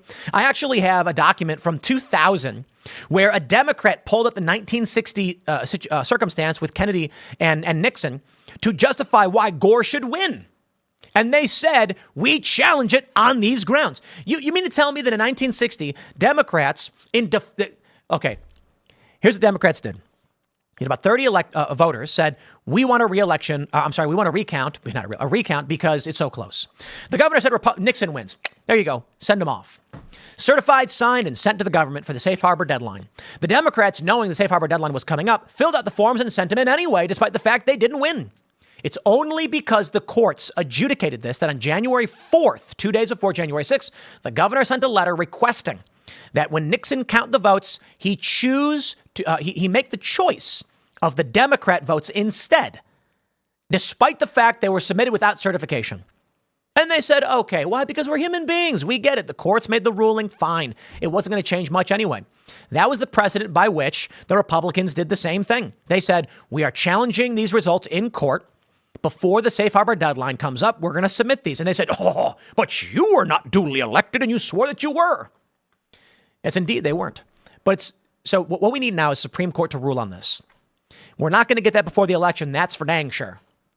All I can tell you is because Supreme Court refused to rule on Texas v. Pennsylvania, there's a bunch of dark questions hanging over our head. But I will give a shout out to Thomas and Alito, who said we must hear this lawsuit. And I'm saying this. I told this to the Midas Touch guy. If the Supreme Court took up the case and said, you are wrong, Texas, Pennsylvania is allowed to do what they did, and Biden wins, I think we'd be in a better position for it. Instead, the Supreme Court threw it out and said, we're not even going to bother listening to the argument. So the questions of constitutionality as it pertains to a judiciary or an executive changing the rules of an election have not been answered, despite the fact the Constitution clearly states state legislatures determine how their elections are run. I think it's clear you don't need a ruling on it, in which case, if that's the case, Pennsylvania was in violation of the federal Constitution, but they argued standing, and we're not going to hear this. They needed to hear it. They could have said, fine, we'll hear it. No, you're wrong. Bye. They didn't even do that. But anyway, I digress. You come on a show like this, dude, I talk too much. I read too much. Okay? So, I tell you, these guys, they don't want to come on the show. So what are we going to do? I got some ideas. We are setting up a DC studio, largely because so many members of Congress have asked to come on the show, but ask us to go to DC. And often we hear from some of our favorite members of Congress, I'd come on right now, but we're not getting out until, we're not going to be done till 7, maybe even later. So we were like, let's set up a DC hub so that we can get a lot more guests. Additionally, it's really quite simple. I went to the Rescue the Republic event. Jordan Peterson, Dave Rubin, you had Zachary Levi, Russell Brand. I mean, all of these people were there, Brandon Strzok. And I'm like, man, you know, if we had a studio across the street, I could have asked, like, hey, who wants to come over real quick and we'll do a podcast. And they probably would have said yes, like literally across the street. So we are working on setting up a studio really close to the Capitol so that it opens up the possibilities for a lot of shows we can do with Culture War. But here's the best part. What I'd like to do with Culture War is taking inspiration from Steven Crowder and Charlie Kirk, who have been widely successful, and I am deeply jealous of when they do these events. I'm like, I watch them go out with these folding tables and they ask questions and people come up and ask them. And it is, I say jealous because I'm being a little bit, over the top. No, it's inspiring. I'm like, that is effective. That is good stuff. And I think I could do that too. And I want to do it. And this will allow us to, when we have a Culture War show, where we have someone who say pro-life, we can actually do something where I wouldn't want to do change my mind, but my idea would be more like the Culture War debate. This person here is pro-life, who would like to challenge him to a debate, and then I would mostly moderate. We can do a lot of really cool stuff like that, and that's the plan. But winter is coming. We may get one or two of those shows in before it gets too cold. But how cool would that be? And we would do them live, no less, live. That's right. Which is a feat. But fortunately, we have Cybertruck, which allows us to power everything. And it's just a truck, so it's really, really cool. Let's go. Bentelligent says, Tim, I'm a MAGA SoCal Patriot door knocker. We need HD video of every soul walking into polling places to visually count the ballots they bring inside ourselves first and every drop box to count the ballots they drop. Help me. It's a really good point. If there was a video of every drop box, you could actually mostly discern the approximate number of ballots, because you'll see someone with one. Someone might have 3. Someone could have a stack you don't know for sure, but you can estimate based on the stack they're holding. But that would require a camera at every single polling location and ballot box, which is a hefty lift, by the way. A hefty lift. All right, let's go. Travis Kistner says, Tim, you already did a song to bring this country back together. Ain't no storm we can't weather, my friend, if we just come together again. The song hits the nail on the head with the Hurricanes. And that was a cover of Smokey Mike and the God King. Shout out to Michael Knowles and Jeremy Boring. That was their song. And we made a cover of it. And we're going to see how well Coming Home did. I don't think Coming Home is our latest song. You can check it out on Spotify and wherever you get your songs. Listen to it. It wasn't our biggest. Together Again was our biggest release. Crazy, 35,000 singles, and they were like, "It doesn't count." It's absolutely wild, man. It is what it is. And so the problem now is they're basically saying only iTunes counts, and most people are like, "Dude, I tried to buy it on iTunes. I don't know if I can get it." So it is what it is. We're going to release music. We're going to promote it. We want our music to have meaning behind it. But I do think that one of the most engaged with songs we have is two. It's our two first, which is actually no, it's the first and third. Will of the People hit like 3 million views with zero marketing and zero push, which is kind of crazy. And even leftists were sharing it. They didn't know it was me, though. They were like, wait, that's Tim Pool. Now I'm mad. And Genocide, which everyone says is their favorite, which is more upbeat. So you can check those songs out. All right, let's go, ladies and gentlemen. Call Her Daddy facing backlash. What did Alex Cooper do? We've got this story from the Daily Beast. For those that missed it, Kamala Harris, I'm pronouncing her name wrong. I don't know. Everyone's always trying to do that. Went on Call Her Daddy podcast, which is, I think, the biggest podcast among women. Donald Trump, of course, is trying to win over suburban women, which is why he keeps playing the abortion debate, playing up to it, when many people say he shouldn't. And it's because he loses bigly with suburban women. Though I think he's improved this time around. Alex Cooper, a largely popular podcast with women, just had on Kamala Harris. Well, apparently people are very upset. Alex Cooper, host of Call Her Daddy podcast, is being called up by angry fans over her interview with Vice President Kamala Harris. Cooper faced a backlash on social media with regular listeners of the podcast, known for its frank discussions about sexuality and advice for women, accusing her of peddling propaganda for the Democratic Party. Harris is also getting flack for dodging mainstream media interviews and hardball questions. Some fans left remarks on the show's Instagram account congratulating Cooper for the coup in getting the Democratic Party White House hopeful onto the podcast, rated second in popularity only to Joe Rogan's show in the United States. I don't know that that's true. Let me check. Let me see what her number currently is. That is not correct. In the United States, Call Her Daddy. Oh, never mind. Wrong. Currently, for podcast charts on Apple Podcasts, Call Her Daddy is number 1. Wow. So it's technically true. She's currently number 1. And what do they say in popularity? See, they don't actually give you the full rating. So this is Apple's podcast charts. I suppose it's fair to say that if we do the total industry charts, then in fact, Call Her Daddy is not even in the top 10. That's actually really fascinating. Seriously. In the global top 200 among the industry, Dateline NBC, I can't say that's surprising.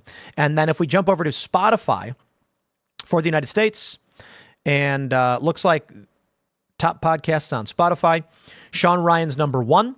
Joe Rogan is number 2. Candace is 3. Call Her Daddy is number 5 on Spotify, but number 1 on Apple. So it is a very, very big show. Very big show. Anyway, on to the news again, because she is getting annihilated. Others said they would never listen again and asked when Cooper would be interviewing Donald Trump. The interviewer told the podcast avoided the podcast's usual raunchy content, sticking to largely go-to Harris campaign talking points and steering clear of potential lightning rod topics such as illegal immigration and the Biden administration response to Hurricane Helene. One of my most favorite podcasts, and now I'll never listen again. Unbelievable. Done. This was my favorite podcast. I'm 100% disgusted. Posted another. Probably just lost a lot of followers. I'm so disappointed. This feels like propaganda and trying to make her look Gen Z. Call Her Daddy was more important than the millions who could use aid with rebuilding their homes. Wow. Did you discuss the plan for getting all the bodies that got swept up into the trees and along with the riverbanks in NC during the taping of this podcast? Loved Call Her Daddy from the beginning, but really disappointed you chose to do this one. Why alienate so many of your fans? So we've got a bunch of clips here. We've got this one. Mary Morgan tweeted this out. Follow Mary at Mary Archived, and you can check out Mary Morgan on Pop Culture Crisis Entertainment Podcast. popculturecrisis.com. Check it out. It's part of the Timcast family.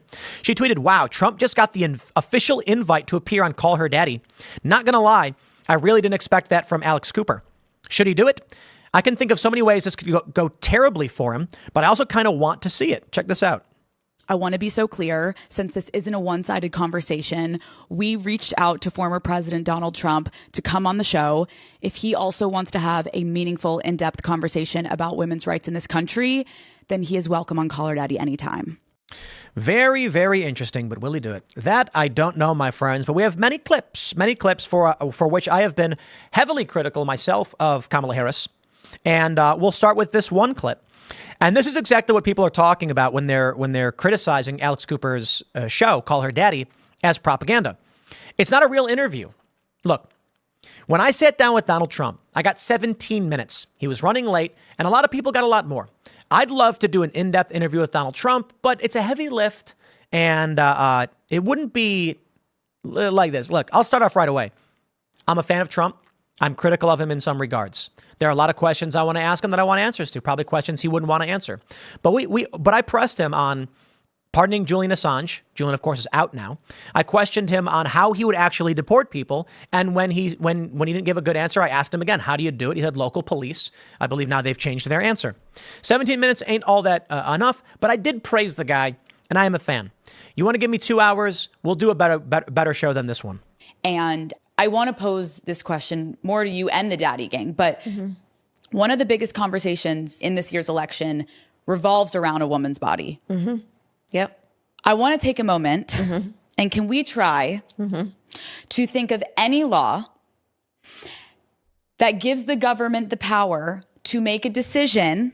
I know what you're going to ask. About a man's body. Yes, the Selective Service Act. Are you kidding? It's the stupidest thing imaginable. But I got a segment coming up for you after this one where Zuby really breaks down the problem with society and how it treats men and women.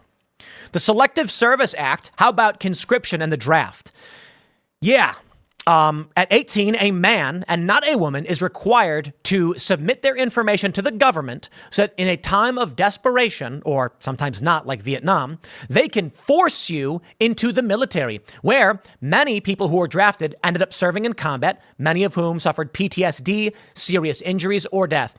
The draft is not effective. It's largely why they've abandoned it. Forcing people who are too scared to fight and don't want to fight is a bad idea. But heavens to Murgatroyd, my friends. Ma'am, have you ever bothered to Google search any of this? Someone just told you it was true and you were like, they control women's bodies. Sure.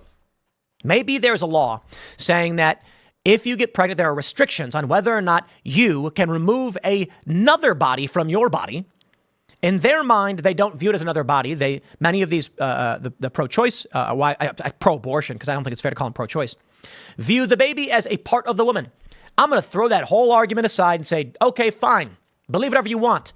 But so long as I and every other man has to sign up for the draft, that is a law on our bodies where they dangle the sort of Damocles over our head.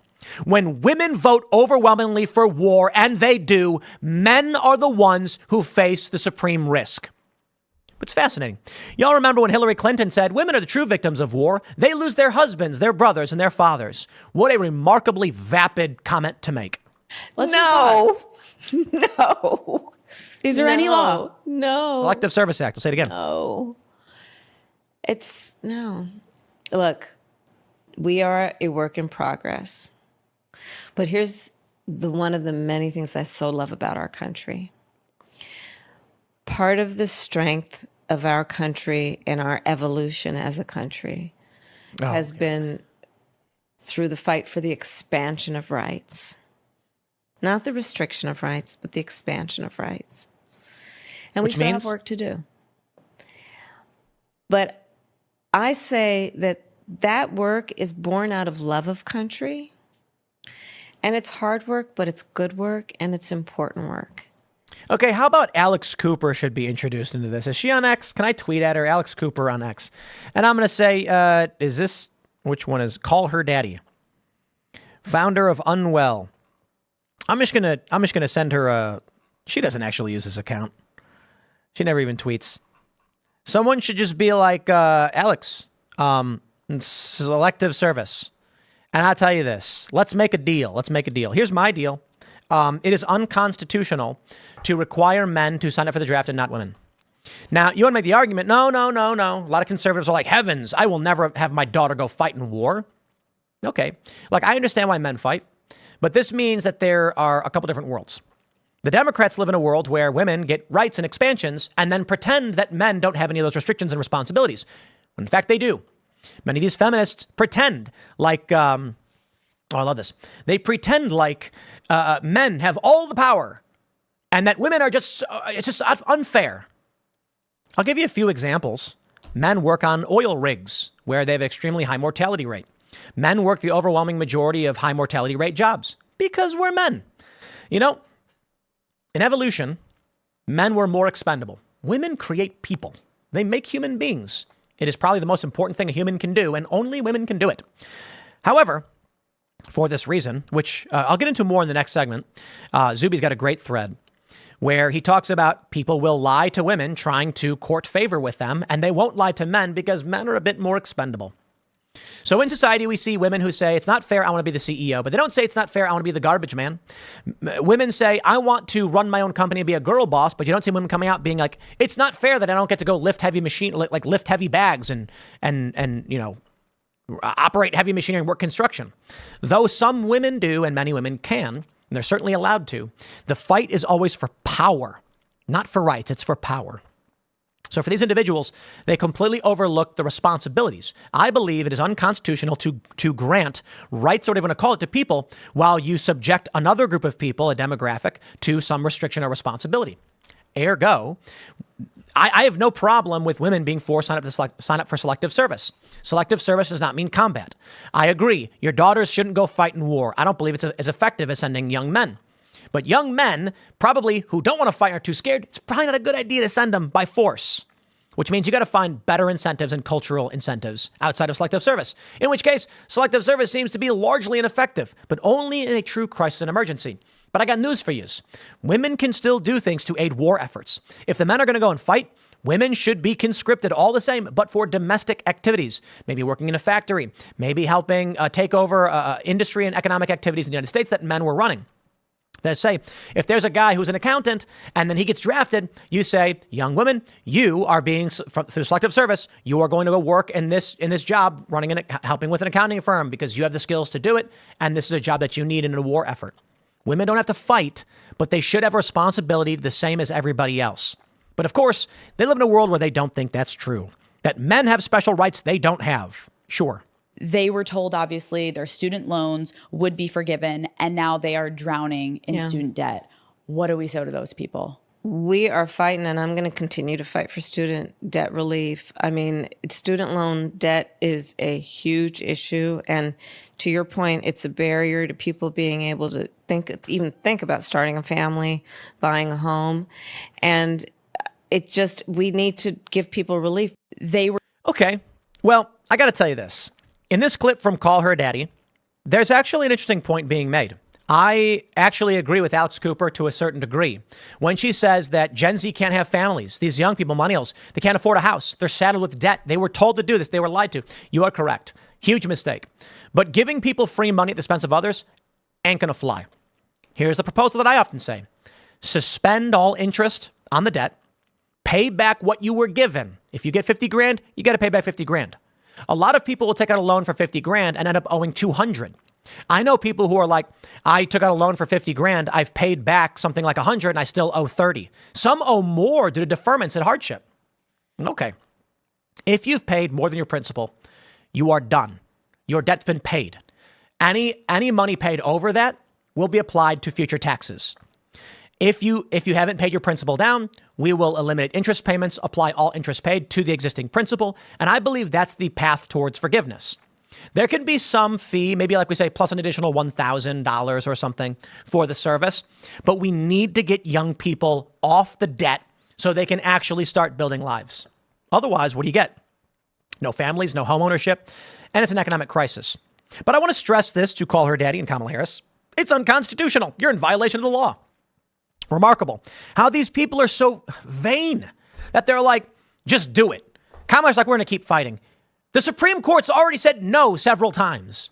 And they do it anyway. Well, my friends, that's where we're at. Elon Musk is pushing back, though.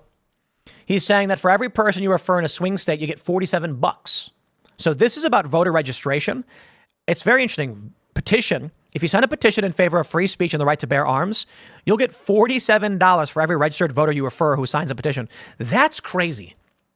That's very crazy. But you know what? I can say this. Alex Cooper, I respect for inviting Trump on. Trump should go on. But man, how about Alex Cooper invite on, if you want to get into politics, Why don't you invite someone on who can actually have a political debate? But you've entered this arena, and now you must reap what you have sown, and you shouldn't have done it. With respect, I understand why Joe Rogan doesn't want to have certain people on his show. He doesn't want Trump on his show. He doesn't want Biden on his show, because this is what it turns into. People are going to say, Joe, if you're going to have him on, you got to have him on. Joe Rogan, my story, right? Joe Rogan has on Jack Dorsey, and he bombs. People are like, you didn't get to the issue. And Joe was like, I didn't know there was a big controversy like this. Now Joe has to make it up to his audience. So he invites me on and Jack Dorsey and Vijay Agade. And we had that conversation. I got a big regret. I regret not asking them if there was government involvement. Didn't occur to me. That was a mistake. Overall, I think philosophically we did well on that show. Joe knows if he brings on Donald Trump, half his audience is going to say, now bring on Kamala Harris. And then what is he going to do? Host a debate between them? Call her daddy played the game. Now she got to invite on Donald Trump. All that's going to do is create a tit for tat that creates volatility in your market. And when you normally just want to talk about girls hooking up with dudes and things like that, you open the door by doing this. She probably was asked to host Kamala. They said it'll be her biggest show ever. She should totally do it. And now she will reap what she has sown. And so be it. I'm going to wrap this one up there, though, my friends.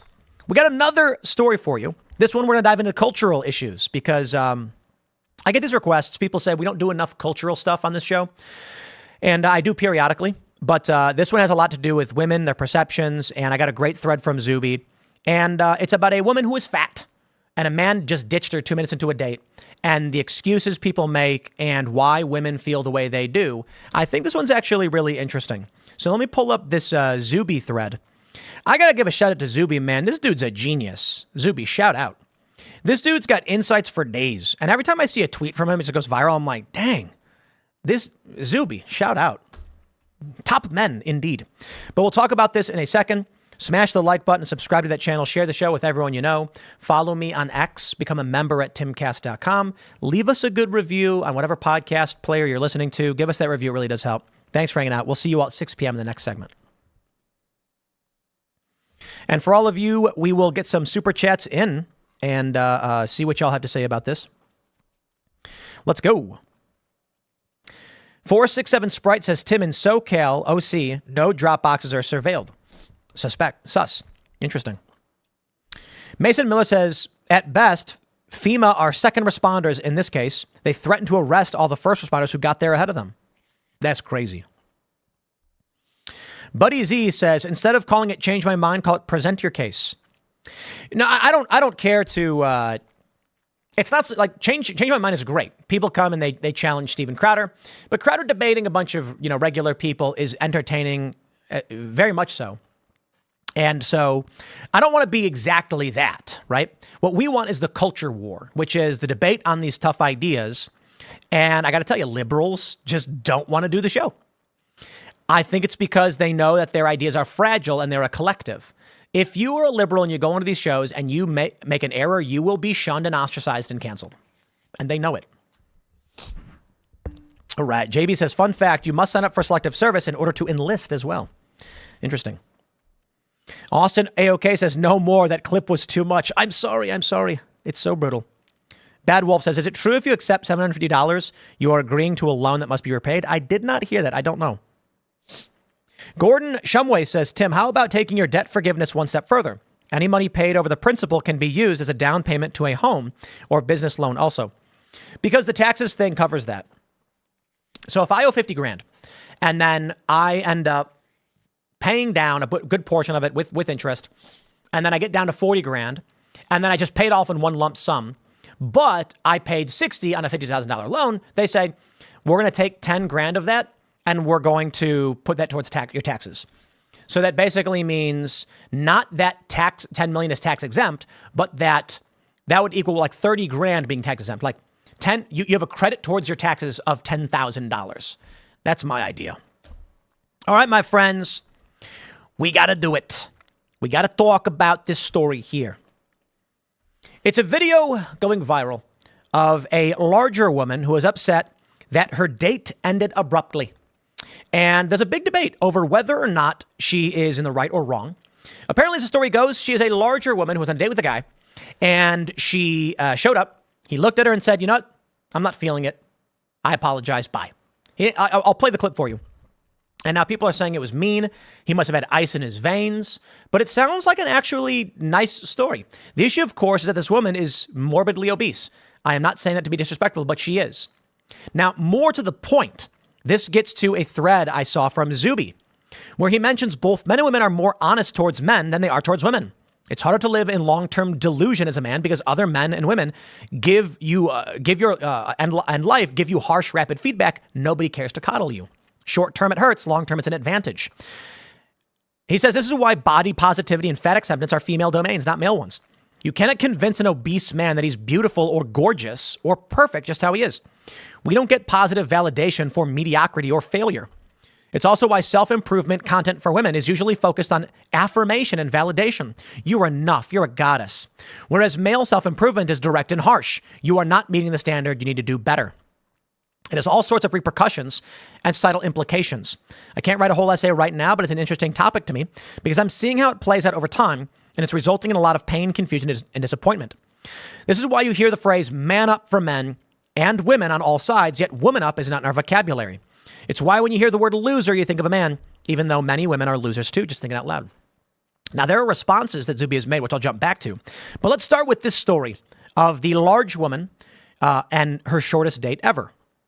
On just for this date, so it better go well. And I'm not posting this probably if it doesn't. It did not go well. Truthfully, it lasted less than 2 minutes. I walked up, he gave me a hug and said, "Are you hungry? Let's go inside." We went inside. He said, "Actually, can you step outside for a minute?" I stepped back outside and he said, "I'm not trying to offend you, but I'm just not feeling it." So I walked to my car, came back home. And that's it. Dating when you're fat sucks. Oh, ma'am. I'm sorry. I need to call her out a little bit.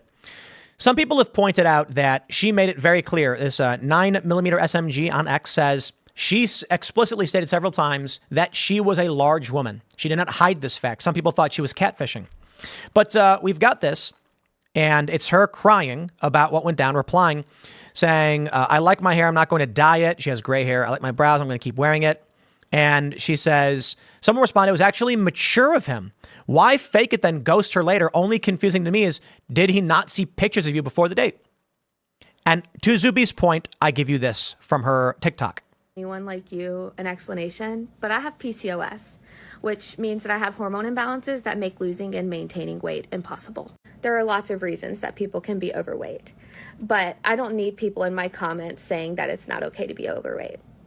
I was raised in the 90s and early 2000s. I already know that it's not okay to be overweight in this country. Here we go. 5Ks. I work out every single day. I close all 3 of my rings on my watch every single day, and I eat healthy. No, you don't. I never get sick. I'm actually the healthiest person that you probably know. I just don't look like it. Quite frankly, I don't owe anyone an explanation, but this comment is rude. The commenter said, so I know everyone on here is sugarcoating the big picture, but let this be a wake-up call. If you're overweight, then maybe make the change for you. Don't let others make you think it's okay to be fat. And wow. I think I love her. So in this, she shows to get more than like 200 views. I do write and I'm very I don't know where she posts the photo. Oh, I think it's the thumbnail. I don't know, whatever. Anyway, look, I'm not trying to rag on this lady specifically, but she is overweight. And Zuby makes an interesting point that I'll break down for you. I'm sorry. You can't just come out and say, I have PCOS, so I can't lose weight. I work out all the time and eat healthy. No, you don't. This kind of overweight, morbid obesity did not exist 100 years ago. It just literally did not. Now, it's entirely possible that through medical technology, people who normally would not have survived do, and now we do see more of these ailments. This is actually 100 years ago. She may have just died as a child. I'm not trying to be sick or mean or crude or crass, but we've made great strides in helping people survive. So now someone with polycystic ovarian syndrome doesn't suffer nearly the same consequences as somebody a long time ago and maybe improves survivability, but now you've got overweight people. I will respect that there are medical issues that result in people being overweight. I think one of the big challenges we face is that this country is eating a bunch of garbage.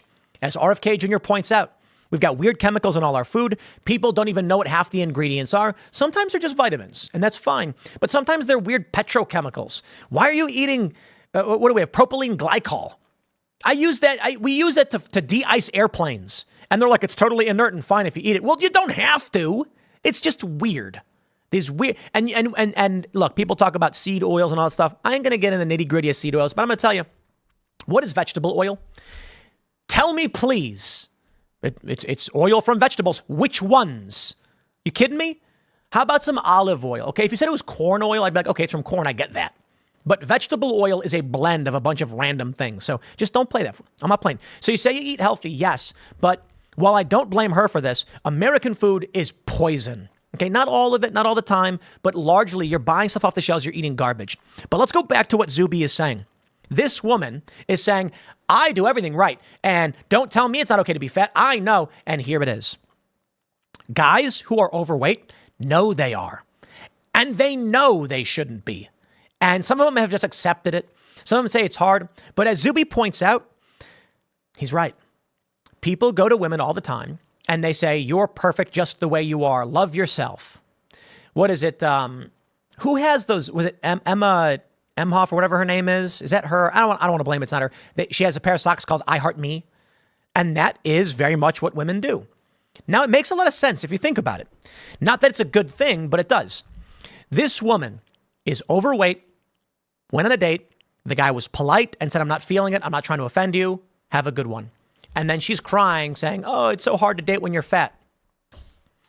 Look, there is a more complex reality than calories in, calories out. And it is very silly that people say that. And I'll tell you why. Eating protein and fat are calories, and they do different things than carbohydrates do, especially different people. Carbohydrates are going to spike your blood sugar. If you eat 2,000 calories a day of just spaghetti, you get no protein.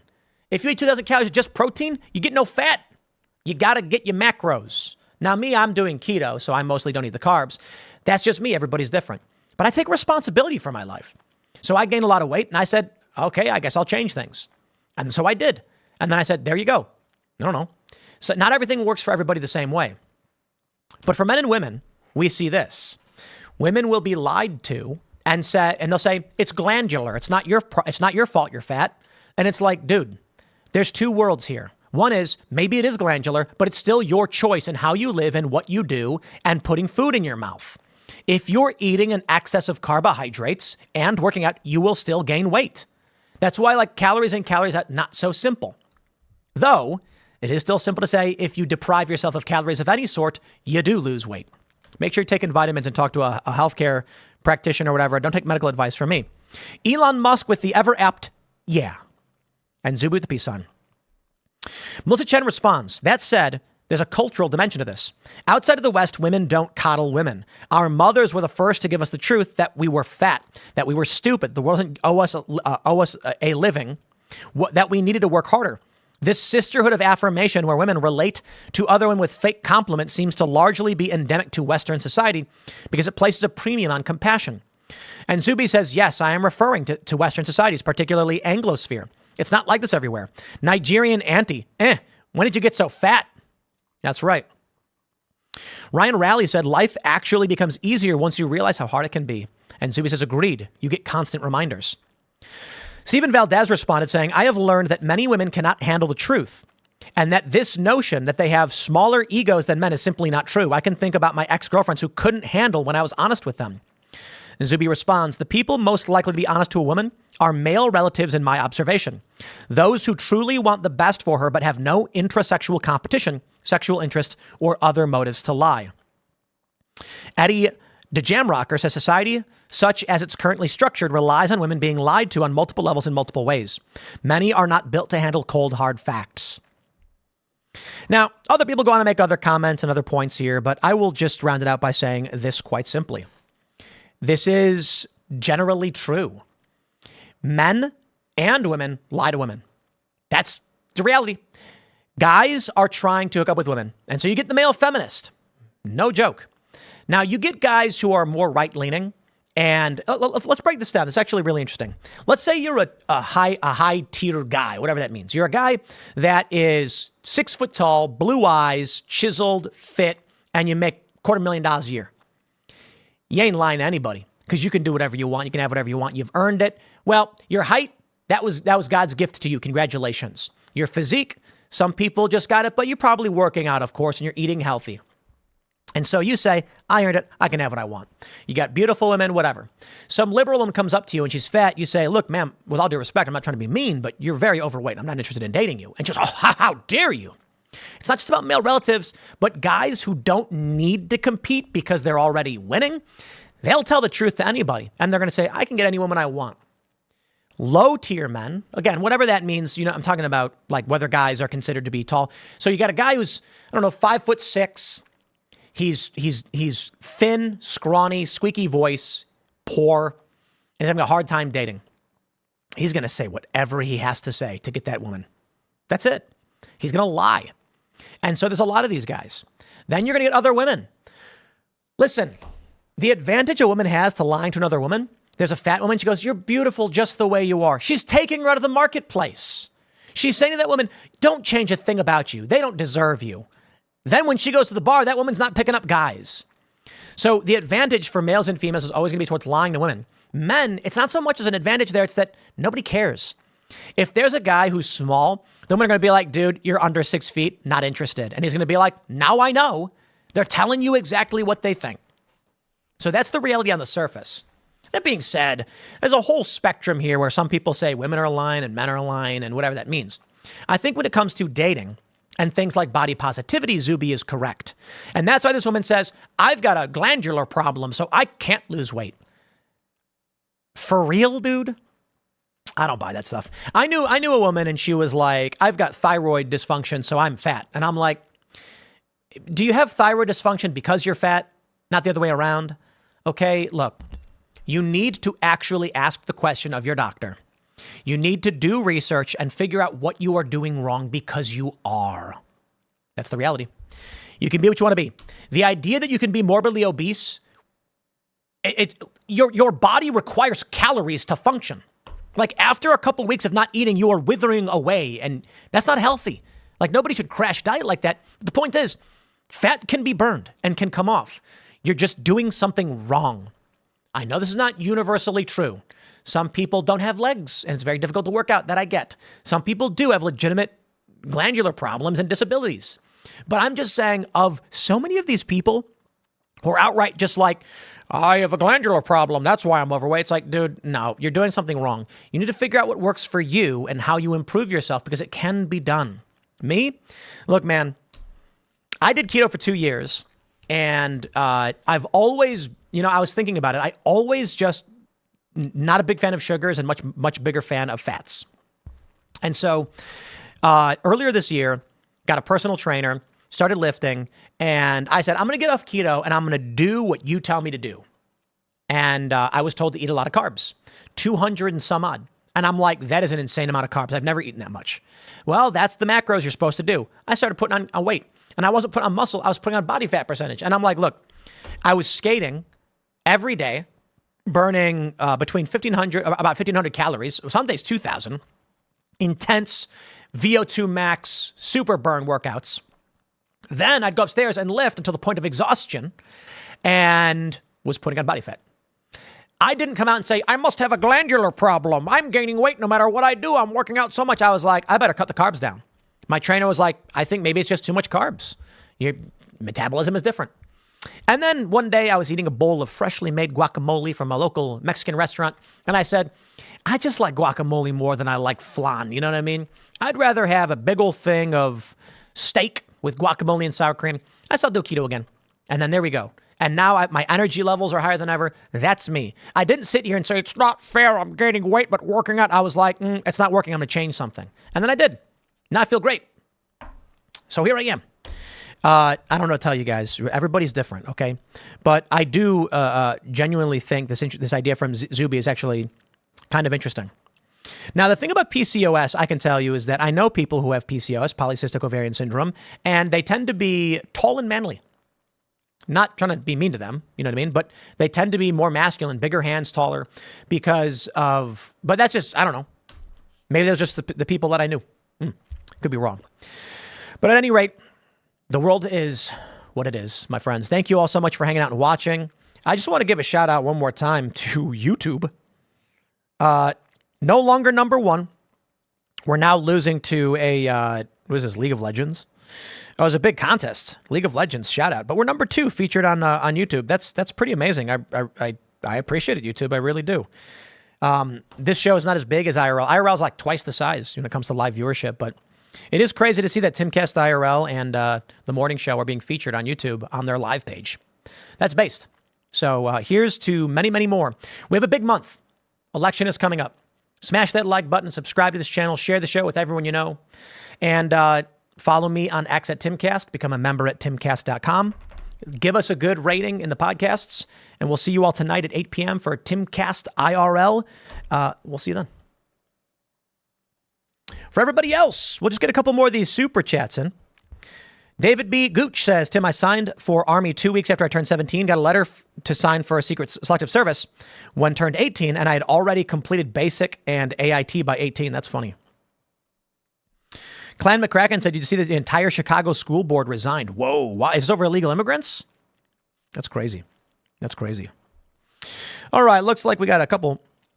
Mustachiologist says vegetable oil is almost exclusively soybean oil only. Experimenter says October surprise, anyone? That's really funny because I always ask people, like, I'll order wings. I'm like, what oil do you use? And like, vegetable oil. I'm like, which one? And they're just like, sir, I have no idea. And I'm like, okay. I think Outback famously uses beef tallow for deep frying and stuff, which is like much, much better for you. But I'm not a scientist or a doctor, so I just read the internets, and I recommend all of you do it too. But I'm going to wrap things up here, my friends. Much, much work to be done. Smash that like button. Subscribe. Share the show.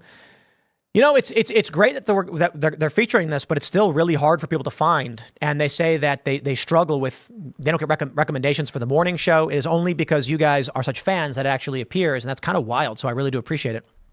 But I will stress this too. If you really want to help out, you go to Apple Podcasts or wherever you're watching your podcast, and you can pull up the Tim Pool Daily Show and leave us a good review. Explain why you like the show and why you watch it so much, because I've never asked for reviews before, and everyone else does. And so I've been wondering why it is that this morning show sometimes will crack the top 200 podcasts. There was a point where this show was number 34 in the world. Kind of wild, but I did it every single day. Timcast IRL is usually between 100 and 200. I think it was upwards of like 104 a couple weeks ago, and it falls down. And it's largely because we don't promote it at all. It's all organic growth. And I've never asked anybody to leave us a good review or share. So we're starting to take this more seriously. And if you really want to help out, never shouted this out before until the past week or so, go and leave a 5-star review and say this show is based, and just explain why. Thank you all so much for hanging out. Make sure, again, you follow me on X. We've got a bunch of really great developments in the works. This is a huge month for everyone. So it matters now that we're paying attention and focusing on what we can do to make America great. I'll leave it there. Next segment will be at 8 p.m. over at youtube.com/TimcastIRL. Thank you all so much for hanging out, and we will see you all then.